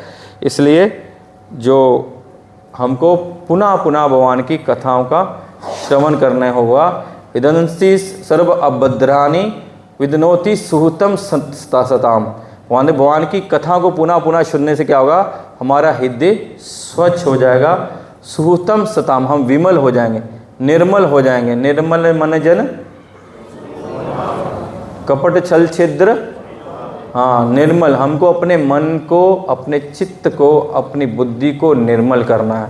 ये जितना प्रोसेस है वो हमारा क्या है, हम जिस बद्ध अवस्था से हैं उस बद्ध अवस्था से उठकर हम शुद्ध हो जाएं। जब तक हम शुद्ध नहीं होंगे परम शुद्ध भगवान को नहीं पा पाएंगे। इसलिए जो प्रोसेस है ये हरि नाम हरि कथा, ये हालांकि भगवत धाम जाके भी यही करना है, यही हमारा कार्य है, नित्य कार्य है। सेवा करना है, भगवान का नाम लेना, जपना है, भगवान का नाम कीर्तन करना है, कथा श्रवण करना है, और वो करते करते हम शुद्ध हो जाएंगे तो एक दिन हम भगवत धाम जाने के योग्य हो जाएंगे। वो कभी होता है, बाद में होता है, पता नहीं। हरे कृष्ण। तो अगले श्लोक में जो हम लोग पढ़ इसको अटैच कर ही लिए हैं, तो वो भगवान ऋषि बोलते हैं कि हम लोग काले हो रहे थे तो आप मधु पिलाइए। यहाँ प्रभुपाद हम इसका अनुवाद पढ़ लेते हैं। हमने अभी अभी इन सकाम कृत्य यज्ञों की अग्नि को संपन्न करना प्रारंभ किया है, और हमारे कार्यों में अनेक अपूर्णता होने के कारण इसके फल की कोई निश्चितता नहीं है। हमारे शरीर धुएं के काले हो चुके हैं, लेकिन हम गोविंद के चरण कमलों में अमृत रूपी उस मधु के सचमुच तृप्त है जिसे आप हम सबको वितरित कर रहे हैं। तो जो सकाम कर्मों की बात कर रहे हैं यहाँ पे, या जो यज्ञ कंप्लीट होगा या उसका लक्ष्य की पूर्ति होगी वो डिसाइडेड नहीं है, लेकिन जो कथा या हरिनाम करेगा वो भगवत धाम जाएगा ही जाएगा। जिसने एक बार भी उठा के हाथ उठा के हरे कृष्ण कृष्ण कृष्ण हरे हरे, हरे राम राम राम हरे हरे, हो गया, आपने पकड़ लिया बस। अभी आप हम सब भगवत धाम जाएंगे, लेकिन ये पक्का हो गया, लेकिन हमको डिसाइड करना है हम कब जाना है। भगवान ने हमको टिकट दे दिया, हम इस जन्म में जाना, अगले जन्म में जाना, वो हमारी उस उत्कंठा पे निर्भर करता है कि हम कितने ईगर हैं वहाँ जाने के लिए, कितने ईगर हैं हम भगवान का दर्शन करने के लिए, कितने ईगर हैं हम भगवान की सेवा करने के लिए। कब जाएंगे हम उस गोलोक में, भगवान की सेवा में नियुक्त होंगे, या हम कब भगवान की सेवा में युक्त होंगे, ये हमारी ईगरनेस पे डिपेंड करता है। क्योंकि भगवान ने एक बार जिसने भगवान को हाथ पकड़ा दिया, भगवान कभी हाथ नहीं छोड़ते हैं उसका। कभी भी हमको क्या बोलेंगे, डिसअपॉइंट नहीं करेंगे भगवान, कभी भी अपने भक्तों को डिसअपॉइंट नहीं करते। देखिए जो ये यज्ञ हो रहा है, जैसे हमने त्वष्टा ऋषि की बात सुनी कि त्वष्टा ऋषि का यज्ञ पूर्ण नहीं हुआ, उल्टा हो गया, उल्टा फल मिल गया। लेकिन जो भक्त हैं, हम मुचकुंद महाराज की कथा सुनते हैं। मुचकुंद महाराज ने कौन से जन्म में ये इच्छा की थी कि उनको भगवान का दर्शन पाना है, और अभी वो भक्ति नहीं कर रहे हैं, अभी वो निद्रा में सो रहे हैं, लेकिन भगवान को याद है कि इनको दर्शन देना। इन्होंने एक बार बोला था कि ये मेरा दर्शन करना चाहते हैं, उन्होंने मेरे नाम जपा था और दर्शन पाने की इच्छा की थी। तो क्या किया, बहुत जन्मों बाद भगवान ने आगे दर्शन दिया कि जब काल नेमी उनके पीछे पीछे भाग रहे थे तो भगवान जाके उस गुफा में छुप गए। तो कहाँ वो चादर लेके सोए हुए थे, या उनके ऊपर में इतने सालों से सो रहे थे, ऊपर में कुछ भी आवरण हो गया। तो वो काल नेमी क्या समझा कि ये कृष्ण ने जानबूझ के यहाँ के छिपके सो रहा है। तो भगवान उसने उनको लात मारी, वो उठे, उन्होंने उनको जो वरदान था कि जो उनको उठाएगा वो भस्म हो जाएगा, वो भस्म हुआ। उनकी आँख दृष्टि की जो वहाँ से ज्वाला निकली, अग्नि निकली, उससे वो भस्म हो गए। लेकिन वो उन्होंने बाद में महसूस किया यहाँ और भी कोई है। जब उन्होंने घूम के भगवान को देखा तो उनकी आँखों से निकलने वाली अग्नि से कुछ भी नहीं हुआ। और हुआ क्या, जो उनके आँखों से तेज निकल रहा था, भगवान का तेज उससे भी बहुत अधिक था। वो समझ गए कि ये कोई ऑर्डिनरी व्यक्ति नहीं है। वो पूछे उनको, क्या आप इंद्र हैं, चंद्र हैं, वरुण, कौन हैं आप, कौन है? तो क्या आप नारायण हैं? बोले नहीं, मैं वासुदेव हूँ। तो वहाँ दर्शन दिए, क्योंकि उन्होंने किसी जन्म में ये इच्छा की थी। गजेंद्र थे जो पूर्व जन्म में वो थे, इंद्रद्युम्न महाराज थे, उन्होंने भी भगवान की स्तुतियां गाई थी भगवान को पाने के लिए, लेकिन वो उनको किसी कारणवश हाथी का जन्म पुनः लेना पड़ा, लेकिन भगवान भूलते नहीं हैं। और हमारी कोई भी गलती है, सुबह ही बात हो रही थी प्रभु जी से, अगर हमारा भाव शुद्ध है, अगर हमारा प्रयास में कंटेमिनेशन नहीं है, कोई भी गलती हो सब माफ़ हो जाए, कुछ भी गलती हो जाए हमारे से, गलती सब माफ़ है। भगवान कभी भी अपने भक्तों की गलती देखते ही नहीं है, लेकिन अपराध माफ़ नहीं है। हम जानबूझ के उसको करेंगे फिर वो माफ़ी नहीं है। अगर गलती हो, हमारा भाव शुद्ध है, हमारा भाव प्रयास में हमारा जो प्रयास कर रहे हैं, अगर उसमें हमारा भाव शुद्ध है तो भगवान उस प्रयास को स्वीकार कर लेते हैं। प्रभुपाद बोले कि जब मैं अमेरिका गया, प्रभुपाद अमेरिका गए तो प्रभुपाद वहाँ पे प्रचार करने का प्रयास कर रहे थे, क्योंकि उनके गुरु महाराज का आदेश था, प्रचार करने का प्रयास कर रहे थे। तो जो वो बोले कि मैं सफल हुआ या मैं असफल होता तब भी मैं सेटिस्फाइड था, क्योंकि मेरे गुरु महाराज का आदेश मैंने पालन किया। और वो बोले कि भगवान भी उसको स्वीकार करते, मैं असफल भी होता तब भी भगवान स्वीकार करके, क्योंकि मेरा प्रयास में कोई दोष नहीं था।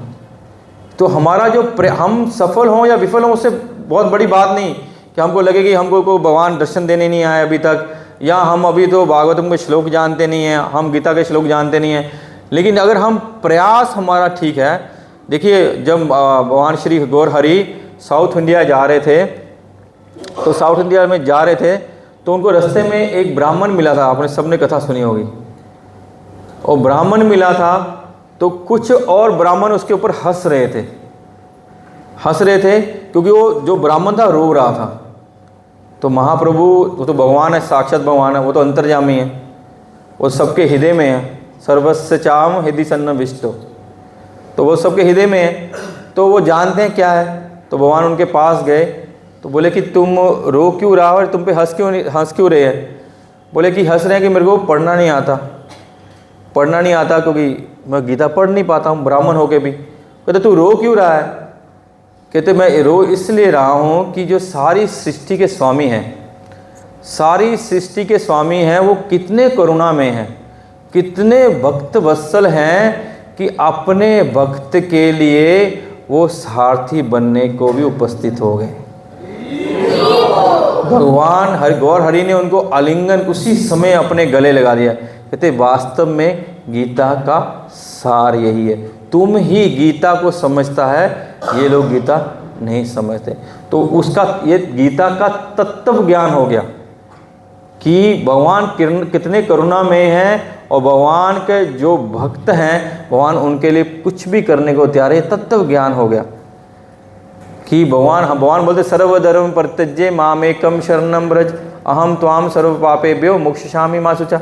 ये तो ठीक है, ये भी उस दिन सुने महाराज बोले ये भी स्वार्थी वाली भक्ति होगी कि हमारे पाप नष्ट हो जाएंगे तो हम उनकी शरण में हैं। वो भी नहीं सोचना हमको कि भगवान हमारे पाप नष्ट करें नहीं करें, हमारा मोटिव होना चाहिए कि हम उनके शरणागत हो जाएं। ठीक है, अगला श्लोक बहुत सुंदर है, अब मैं इस पर चर्चा रोक के आगे बढ़ते हैं। तो हमको सिर्फ जो भगवान के अनुकूल है उसको करना है, जो आचार्यों ने हमारे पद्धति दी है उसको पालन करना है, तो बाकी कर्म कांड में करने की जरूरत नहीं। आगे बहुत सुंदर श्लोक है। तुल्याम लवेनपि ना स्वर्गम ना आपुनार्भवम भगवत संगी संगस्य मार्त्य नाम किमुताशीष। बहुत सुंदर श्लोक है, ये सब भक्तों को याद करना चाहिए श्लोक, बहुत सुंदर। और जो छोटी बुक है ना श्लोक्स की, उसमें भी श्लोक है, बहुत सुंदर श्लोक है। इसका परपट पढ़ते हैं, बहुत सुंदर। प्रभुपाद ने जो परपट भी लिखा वो भी पढ़िएगा, अनुवाद पढ़ता हूँ मैं। भगवत भक्त के साथ क्षण भर की संगति के महत्व की तुलना ना तो स्वर्गलोक की प्राप्ति से ना भौतिक मुक्ति की प्राप्ति से की जा सकती है, तो फिर उन सांसारिक वरदानों के विषय में क्या कहा जाए जो भौतिक संपन्नता के रूप में होते हैं और मृत्युओं के लिए हैं।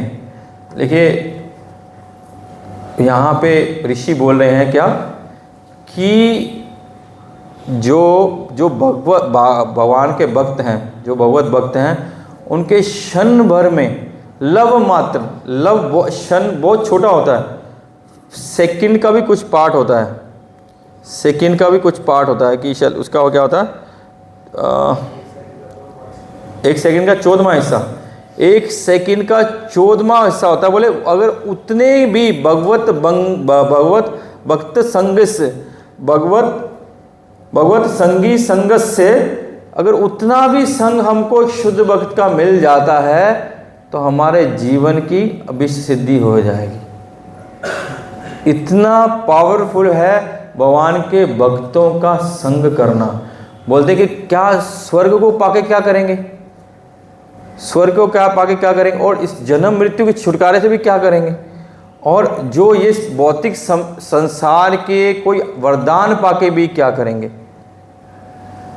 लेकिन इस सबसे अगर अभी पाके हमारा कोई लाभ नहीं होगा, क्योंकि यहाँ लिखते हैं प्रभुपाद, क्योंकि कितने से बड़े पद मिल जाए, कितने बड़ा सा बड़ा सम्मान मिल जाए और भौतिक संपन्नता मिल जाए, कितना ऐश्वर्य मिल जाए इस भौतिक संसार में, लेकिन जैसे ही हमारी मृत्यु होगी तो क्या होगा, खत्म हो जाएगा। प्रभु एसी नहीं चल रहा है क्या?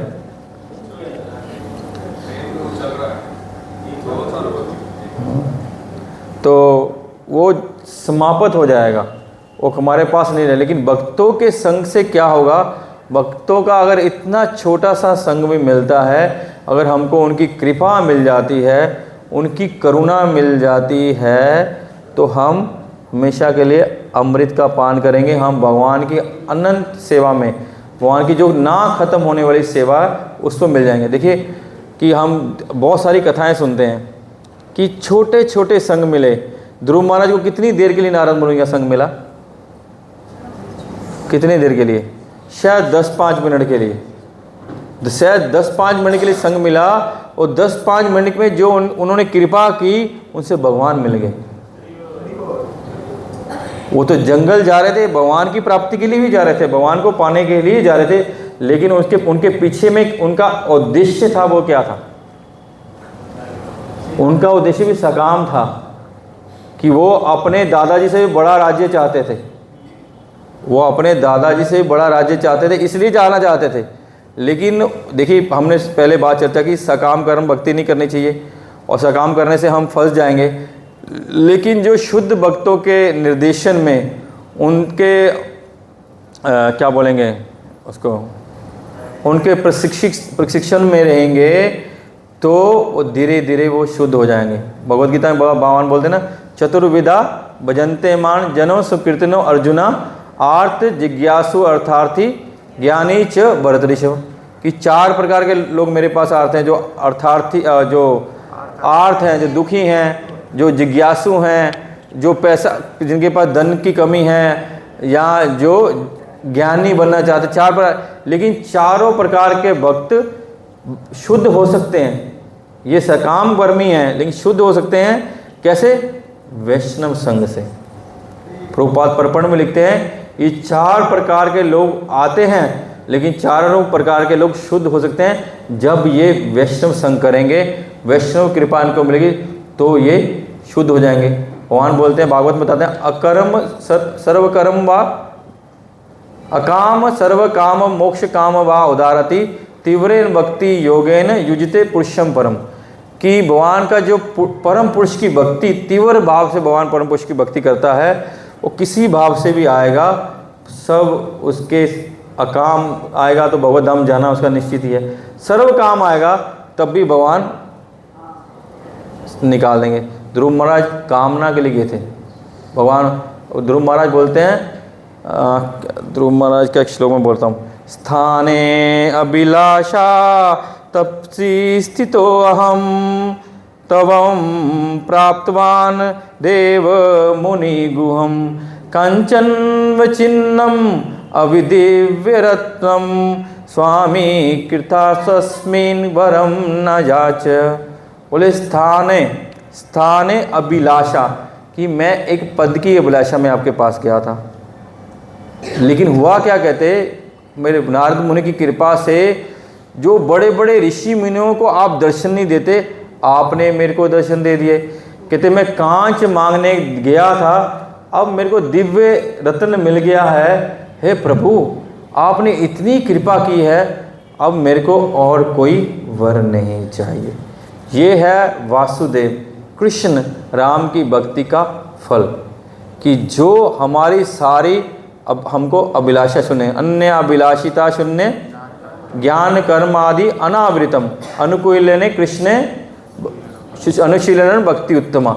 तो भक्ति जो उत्तम भक्ति है, जब हम भक्ति कर रहे हैं ना, तो धीरे धीरे धीरे धीरे भगवान कृपा करेंगे कि जो भाव जो कृपा ध्रुव महाराज पे हुई है, जितना भी हमारे मन में जो भौतिक इच्छाएं हैं धीरे धीरे वो हमारी सब नष्ट कर देंगे। लेकिन उसके लिए हमको निरंतर हरे कृष्ण कृष्ण कृष्ण हरे हरे, हरे राम राम राम हरे हरे।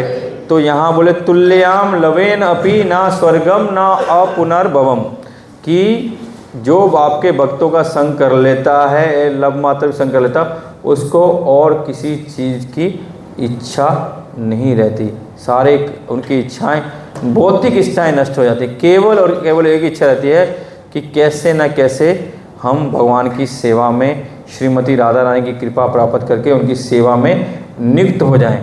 देखिए नारद मुनि हमारे आचार्य हैं, हमारी परंपरा के आचार्य हैं, वो गौड़ीय आचार्य हैं। हालांकि जो साधु होते हैं किसी संप्रदाय के नहीं होते, जो शुद्ध भक्त होते हैं, जैसे भगवान किसी संप्रदाय के नहीं हैं, ऐसे जो शुद्ध भक्त हैं वो किसी संप्रदाय के नहीं होते, वो सब पे कल्याण करते हैं। जैसे प्रभुपाद इसके 2 श्लोक बाद लिखते हैं, उसमें तीनों भक्तों का, जो प्राकृत भक्त होते हैं, मध्यम अधिकारी हैं और उत्तम अधिकारी हैं, तीनों का वहाँ प्रभुपाद ने डिटेल में दिया है कि जो कनिष्ठ अधिकारी हैं वो केवल मंदिर में ही भगवान को देखते हैं और अपनी ही जो पद्धति है, अपना ही जो विधि विधान है उसको श्रेष्ठ मानते हैं।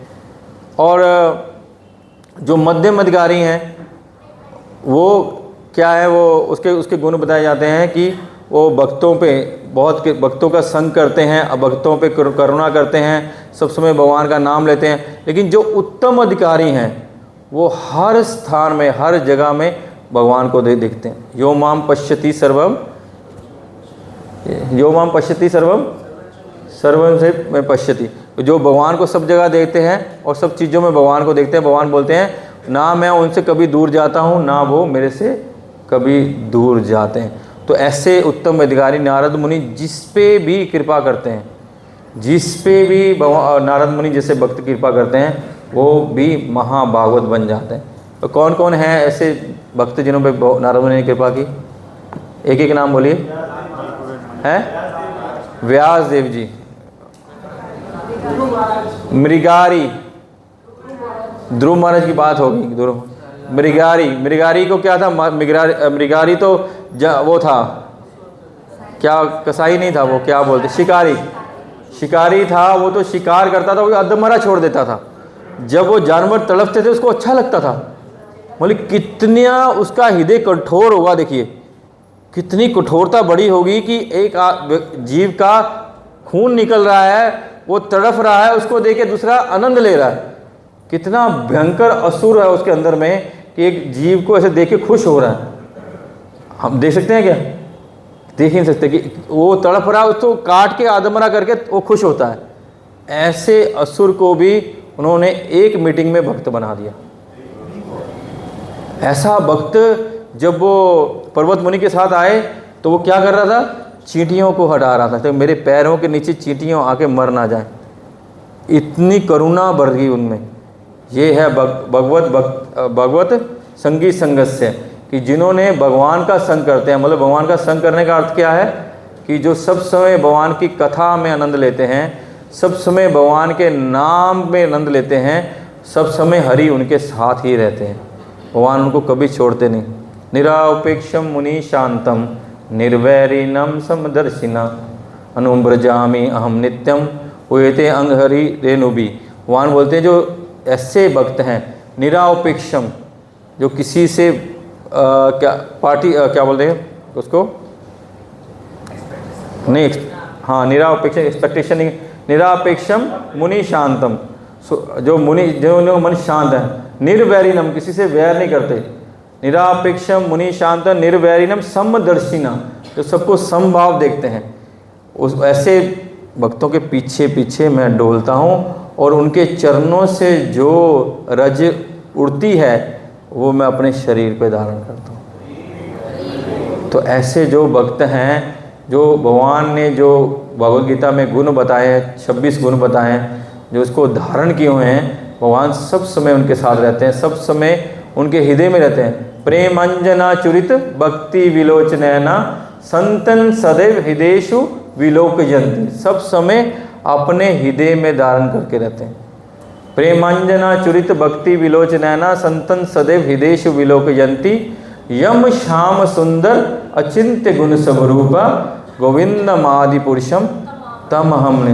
क्या करते हैं? यम श्याम सुंदर अचिंत्य गुण स्वरूपा, कि भगवान के जो अचिंत्य गुण हैं, जो ये भगवान के इतने गुण हैं, उन सब गुणों का वो गुणास्वादन करते हैं, उनका श्रवण और कीर्तन करते रहते हैं। भगवान उनके हृदय में सब समय रहते हैं। तो ऐसे जो भगवत संगी संगत से है, जब ऐसे भक्तों का हमको संग मिलता है तो सारी भौतिक इच्छाएं नष्ट हो जाती हैं। आगे में बोलते हैं, मेरा कोई पढ़ेंगे क्या? पूर्ण पुरुषोत्तम भगवान श्री कृष्ण समस्त महान जीवों के एकमात्र आश्रय हैं और उनके दिव्य गुण का मापन शिव तथा ब्रह्मा जैसे योगिक शक्तियों के स्वामी द्वारा भी नहीं किया जा सकता। तो भला जो रसास्वादन में पूर्ण हैं, वह क्या कभी उनकी कथाओं के श्रवण द्वारा पूरी तरह तृप्त हो सकेंगे? तो यहाँ पे बताया जा रहा है कि जो भगवान का गुण है, जो भगवान की लीलाएं हैं, या भगवान की जो क्या बोलेंगे, भगवान की भगवत्ता है, उसके बारे में ब्रह्मा जी और शिव जी भी नहीं जान सकते। ये लिखा है इसमें, उसके बारे में जान नहीं सकते। तो जो सामान्य जो भक्त हैं वो उनके कथाओं के रसास्वादन से कैसे तृप्त होंगे? जो शुद्ध भक्त हैं, जैसे पृथु महाराज बोलते हैं, क्या भगवान से क्या वर मांगते हैं? वो हैं कितने 1000 कान, 10,000 कान मांगते हैं। किस लिए? ताकि उनकी कथाएं 2 कान में सुनने से मज़ा नहीं आ रहा, 10,000 कानों से उनकी कथाएं सुनते रहें। इसलिए जो भक्त हैं वो कभी भी तृप्त नहीं होते हैं। आप देखिए, हम लोग सुनते हैं कि श्रीमती राधा रानी जब भगवान की सेवा करके उनको प्रसन्न करने का प्रयास करती है, तो जब भगवान प्रसन्न होते हैं तो उनकी इच्छा क्या रहती है? क्या इच्छा रहती है उनकी? और सेवा करके और प्रसन्न करूं। बोले ये दोनों में कंपटीशन चलता रहता है, वो भगवान को आनंद देने का प्रयास करती है, भगवान आनंदित होते हैं, उससे वो और आनंदित हो जाती है। और जो भगवान का ये लीलाओं का, कथाओं का जो विस्तार है, कभी भी नहीं रुकता है। बोलते हैं कि भगवान शेष, जिनके अनंत फन हैं, अनंत मुख हैं, उन फनों से, उन मुखों से भगवान सब समय उस अनंत भगवान की कथाओं का अनंत गुणगान करते रहते हैं। फिर भी वो इतने करोड़ों अनंत काल से गुणगान करते, अभी भी वो कथाएं ख़त्म नहीं होती हैं। तो इसलिए हमको इन कथाओं में अपनी रुचि बढ़ानी चाहिए, इन कथाओं को श्रवण करने में रुचि बनानी चाहिए, क्योंकि इस भौतिक संसार से या इस बद्ध जीवन से एक ही मात्र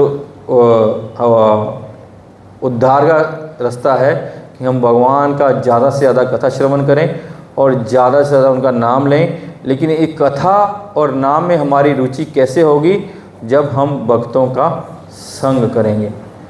चैतन्य चरितामृत में बोलते हैं, कृष्ण भक्ति जन्म मूल होए साधु संग, कृष्ण भक्ति जन्म मूल होए साधु संग, कृष्ण में प्रेम जन्मे तिनी पुनः मुख्य अंग।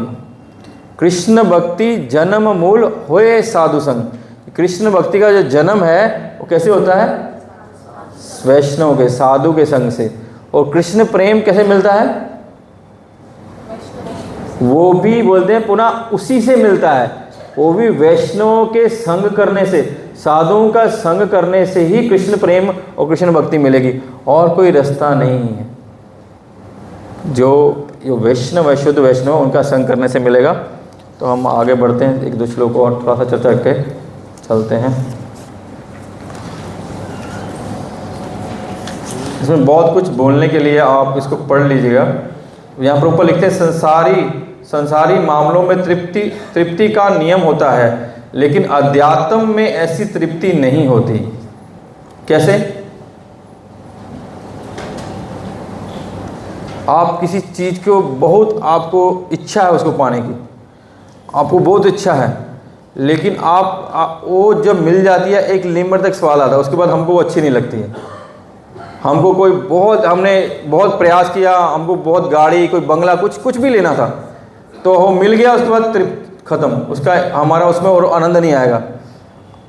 आप प्रभु जी, किसी को कोई चीज़ खाने में बहुत अच्छा लगता है, गुलाब जामुन, इस्कॉन बुलेट्स, तो लेकिन हम कितनी खा पाएंगे? एक लिमिट में खाएंगे, उसके बाद हमको अच्छी नहीं लगेगी। लेकिन बोलते हैं कि जो अध्यात्म है वो ऐसा नहीं है। आप जितना और बढ़ते जाएंगे, जितना और बढ़ते जाएंगे, उतना ही आपका उत्कंठा और बढ़ती जाएगी कि हम और कैसे आगे बढ़ें, और कैसे आगे बढ़ें, और कैसे बढ़ें। और देखिए, जो भक्त थोड़ा सीरियसली कर रहे हैं, तो वो सब समय लेगा कि यार मज़ा नहीं आ रहा, कुछ हो नहीं रहा, कुछ हो नहीं रहा, कुछ हो नहीं रहा, कुछ हो नहीं रहा। क्यों? वो हो रहा है, वो हो रहा है, इसीलिए तो उनको एहसास हो रहा है कि वो कुछ हो नहीं रहा, कि हम आगे नहीं बढ़ रहे। ये उसी हो रहा है, उसी चीज़ का एहसास है कि कुछ हो नहीं रहा, कि हमको और करना है, और करना है, और करना है। कि वो जो एक, वो क्या बोलते हैं, वो एक वो क्षण है, जो वो क्या बोल हैं, भगवत प्राप्ति का बोलिए, या जो रसा स्वादना, वो अभी हुआ नहीं, कभी भी वो तृप्त नहीं होते।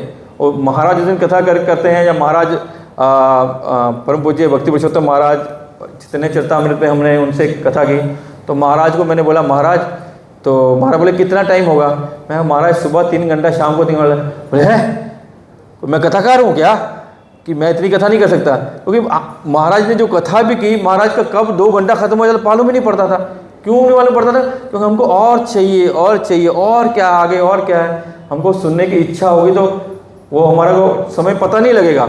और अगर जिसकी इच्छा नहीं होगी, बोलेगा यार ये ख़त्म ही नहीं करते हैं, महाराज बोले ही जा रहे हैं, बोले ही जा रहे हैं, ख़त्म। ये एक ही जगह में 2 प्रकार के भक्त बैठे होते हैं।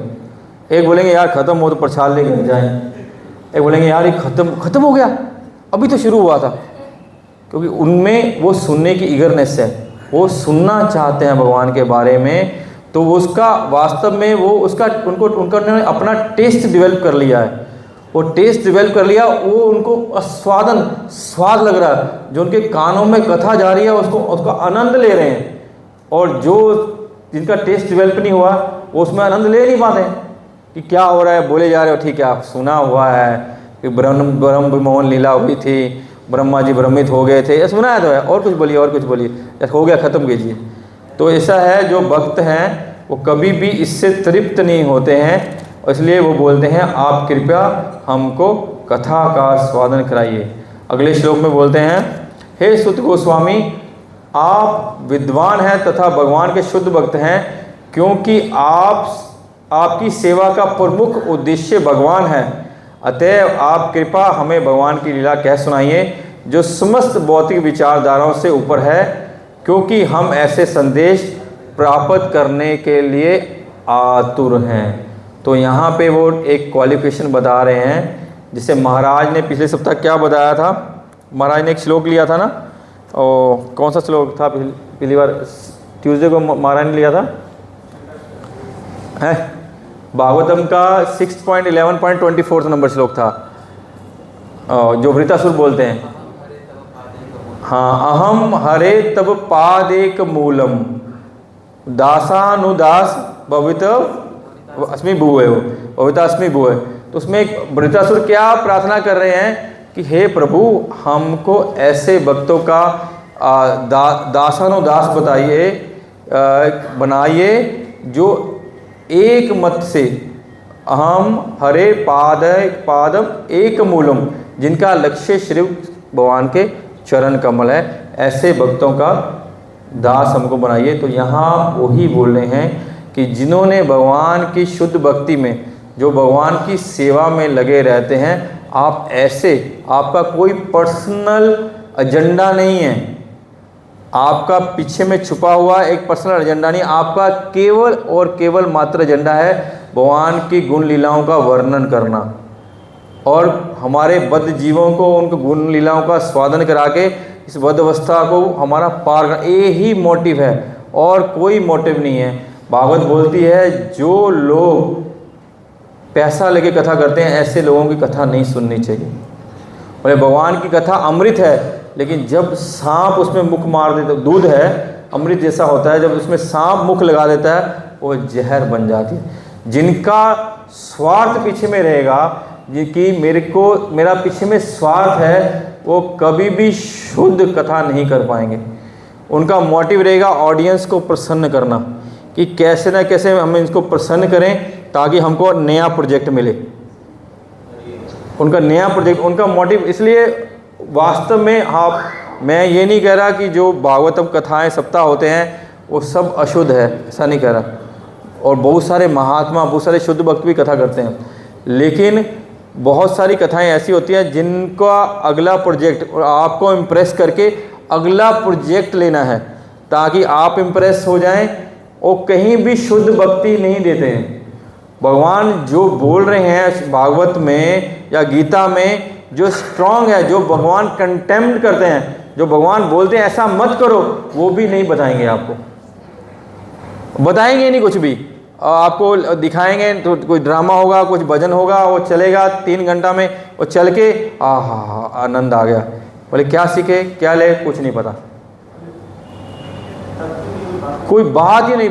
भगवान क्या चाहते हैं, भगवान के भक्त क्या चाहते हैं, भगवान वहाँ हमको मैसेज क्या दे रहे हैं, उस मैसेज पे फोकस ही नहीं होता है। सिर्फ थोड़ा लीला स्वादन कराया, कोई चित्रहार दिखाया, चलिए आगे बढ़िए। आपको डीप जो एसेंस है वो एसेंस नहीं बताते हैं। लेकिन इसीलिए प्रभुपाद भी बोलते हैं कि अपने भक्तों को बोलते हैं कहीं पे पैसा, इसलिए आप देखेंगे हम ये कथा हो रही है कि सर्वभौम प्रभु हमसे कोई डिमांड नहीं करते हैं। हमको नहीं बोलते कि आप मेरे को 11,000 दोगे, 21,000 दोगे, 31,000 दोगे, 1,01,000 दोगे। एक बार भी हम बोले प्रभु भागवत करानी है, ठीक है, डेट बोलिए, हाँ देख ली खाली है, हाँ प्रभु जी प्लीज़ बुक कर दीजिए। सिर्फ हमको उनको अगर टिकट कर देंगे ना आने जाने की, उसमें ही सेटिस्फाइड है, क्योंकि उनका जो उद्देश्य है वो भगवत भक्ति का प्रचार प्रसार है। भगवत भक्ति की जो भगवान के गुण कीर्तन है वो उनका है कि मैं भगवान का गुण कीर्तन करूं, और भक्तों का ये ना मैं गुण श्रवण करूं। क्योंकि ये श्रीमद् भागवत में जो 2 लोग मोस्ट इम्पॉर्टेंट है वो सुखदेव गोस्वामी और परीक्षित महाराज हैं। और दोनों का मोटिव क्या है, एक वक्ता है, एक श्रोता है, और दोनों की भगवत प्राप्ति हुई है एक की कीर्तन करने से, एक की कीर्तन सुनने से। कथा करने से और कथा सुनने से तो उनकी भगवत प्राप्ति हो गई। और कुछ भी नहीं किया उन्होंने, कुछ किया और 7 दिन तक उन्होंने कथा की, उन्होंने सुनी, और दोनों परम महात्मा है, दोनों भगवत नाम भगवत प्राप्ति होगी। सिर्फ इतना, क्योंकि उनका मोटिव था वो शुद्ध भक्ति था, भगवान निष्काम, भगवान का प्रेम था उनका, कि जो भगवान निष्काम प्रेम है वो परीक्षित महाराज भगवान के निष्काम भक्त हैं, परम वैष्णव हैं, राज ऋषि हैं। आगे लिखा भागवत में उनका कोई एक बार उनको श्राप मिला, उन्होंने श्राप से बचने के लिए कुछ नहीं किया, बोले भगवान की इच्छा है। क्योंकि उन्होंने जब वो ऋषि के गले में सर्प डाल के आएंगे, वो बैठ के सोचेंगे कि ये अपराध कैसे हो गया मेरे से, मैंने इतना बड़ा अपराध कैसे हो गया, अब मैं इसका पश्चाताप प्रायश्चित कैसे करूं, ये मैंने कैसे कर दिया, और इसका निवारण क्या।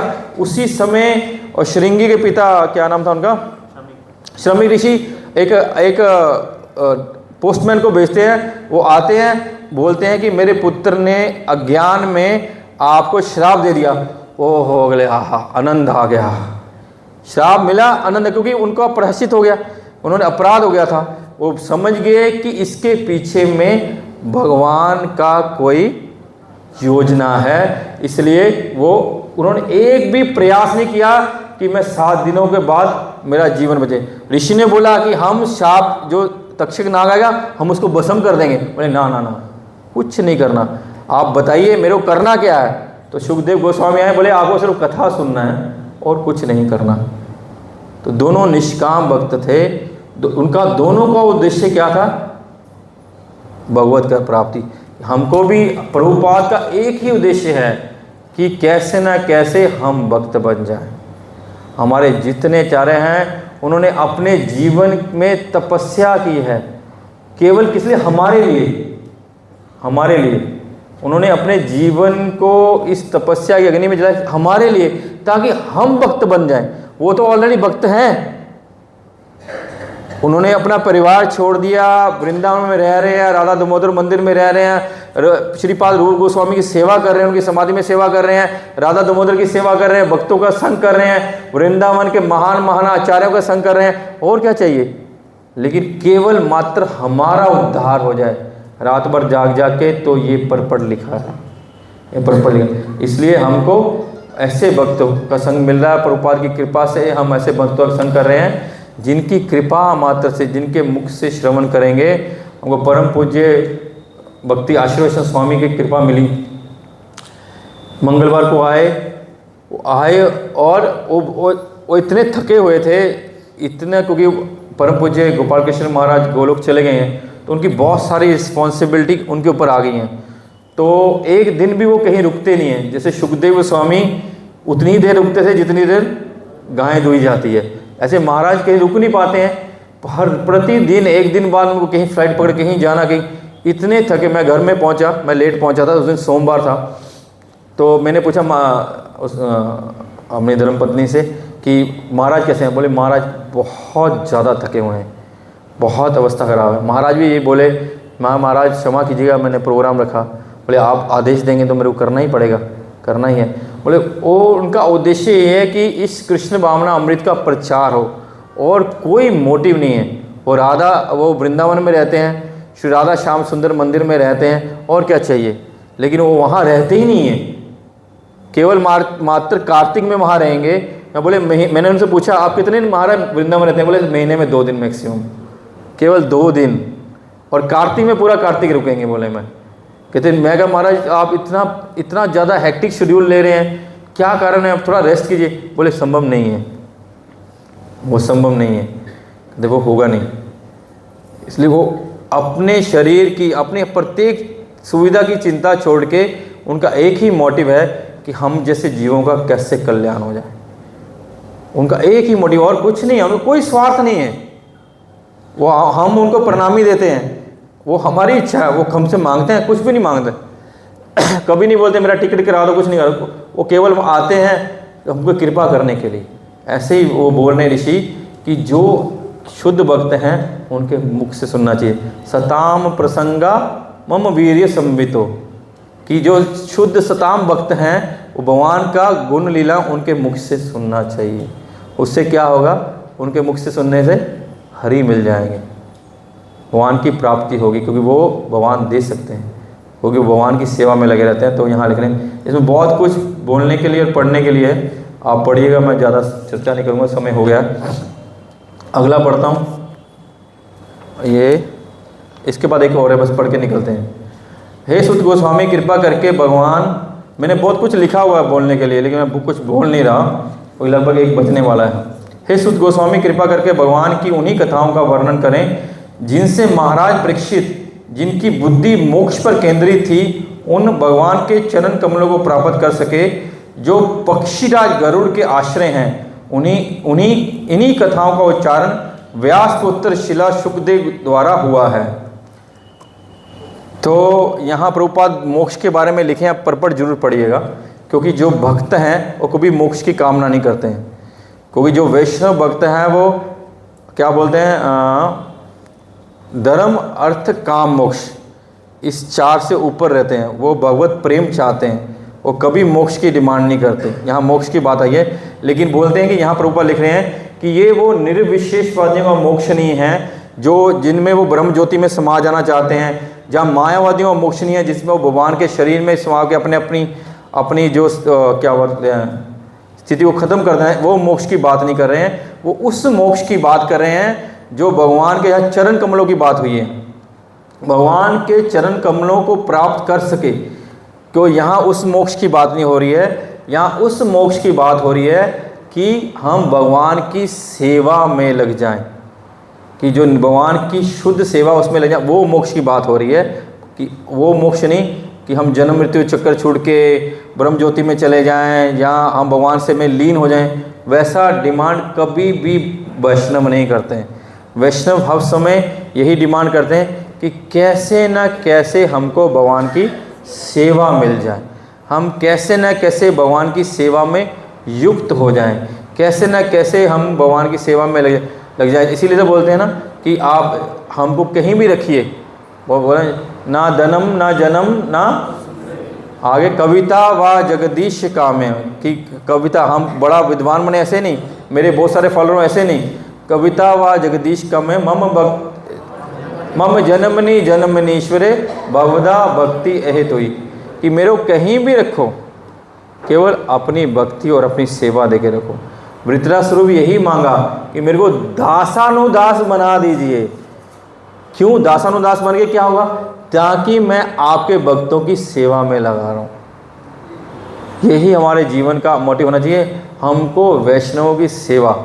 हम भगवान की सेवा कर पाएँ हम हमारी योग्यता नहीं है, लेकिन भगवान भगवत संगी संगत से ऐसे भक्त आते हैं जिनकी हम सेवा कर सकते हैं। जैसे महाराज आए, ऐसे भक्तों की हम सेवा कर सकते हैं। हमेशा हमको सेवा करने के लिए तत्पर रहना चाहिए। और वो बोल रहे हैं एज इट इज़ बोलिए, जैसे सुखदेव गोस्वामी ने बोला है आप एज इट इज़ दीजिए हमको। यहाँ पे वो बोल रहे हैं कि जैसा उन्होंने इन्हीं कथाओं का उच्चारण व्यास पुत्र श्री सुखदेव द्वारा हुआ है। तो इसका परपट पढ़िएगा, इसमें मध्यम अधिकारी का वर्ग में दिया हुआ है। अतः कृपा करके हमें अनंत की कथाएं सुनाएं, क्योंकि वह पवित्र करने वाली तथा सर्वश्रेष्ठ हैं। इन्हें ही महाराज परीक्षित को सुनाया गया था और वह भक्ति योग से परिपूर्ण होने के कारण शुद्ध भक्तों को अत्यंत प्रिय है। तो जो शुद्ध भक्त हैं इनको भगवान की कथाएं बहुत प्रिय हैं।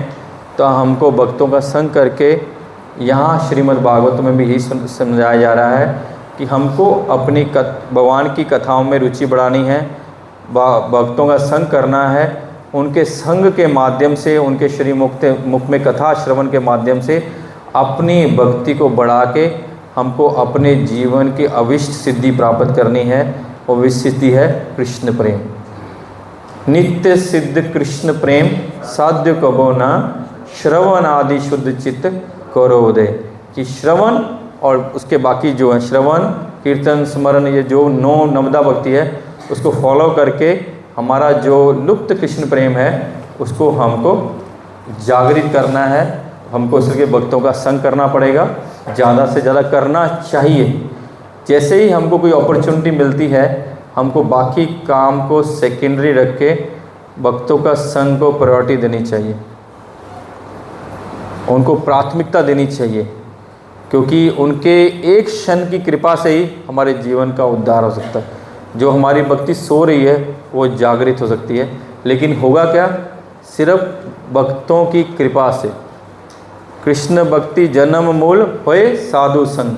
कृष्ण भक्ति साधु की कृपा से ही जन्म होगा, तभी प्रकट होगी, और कृष्ण प्रेम भी उनकी कृपा से प्रकट होगा। तो हम सब प्रार्थना करते हैं श्रील प्रभुपाद को कि वो हम सब पे कृपा करें और हम सबको जैसा वो चाहते हैं उस सेवा में लगाएं, हम सबको शुद्ध भक्ति प्रदान करें और कृष्ण प्रेम प्रदान करें। श्रील प्रभुपाद की। हरे कृष्ण कृष्ण कृष्ण हरे हरे, हरे राम राम राम हरे हरे। श्रील प्रभुपाद की जय। श्रीमद् भागवतम अमल महापुराण की जय।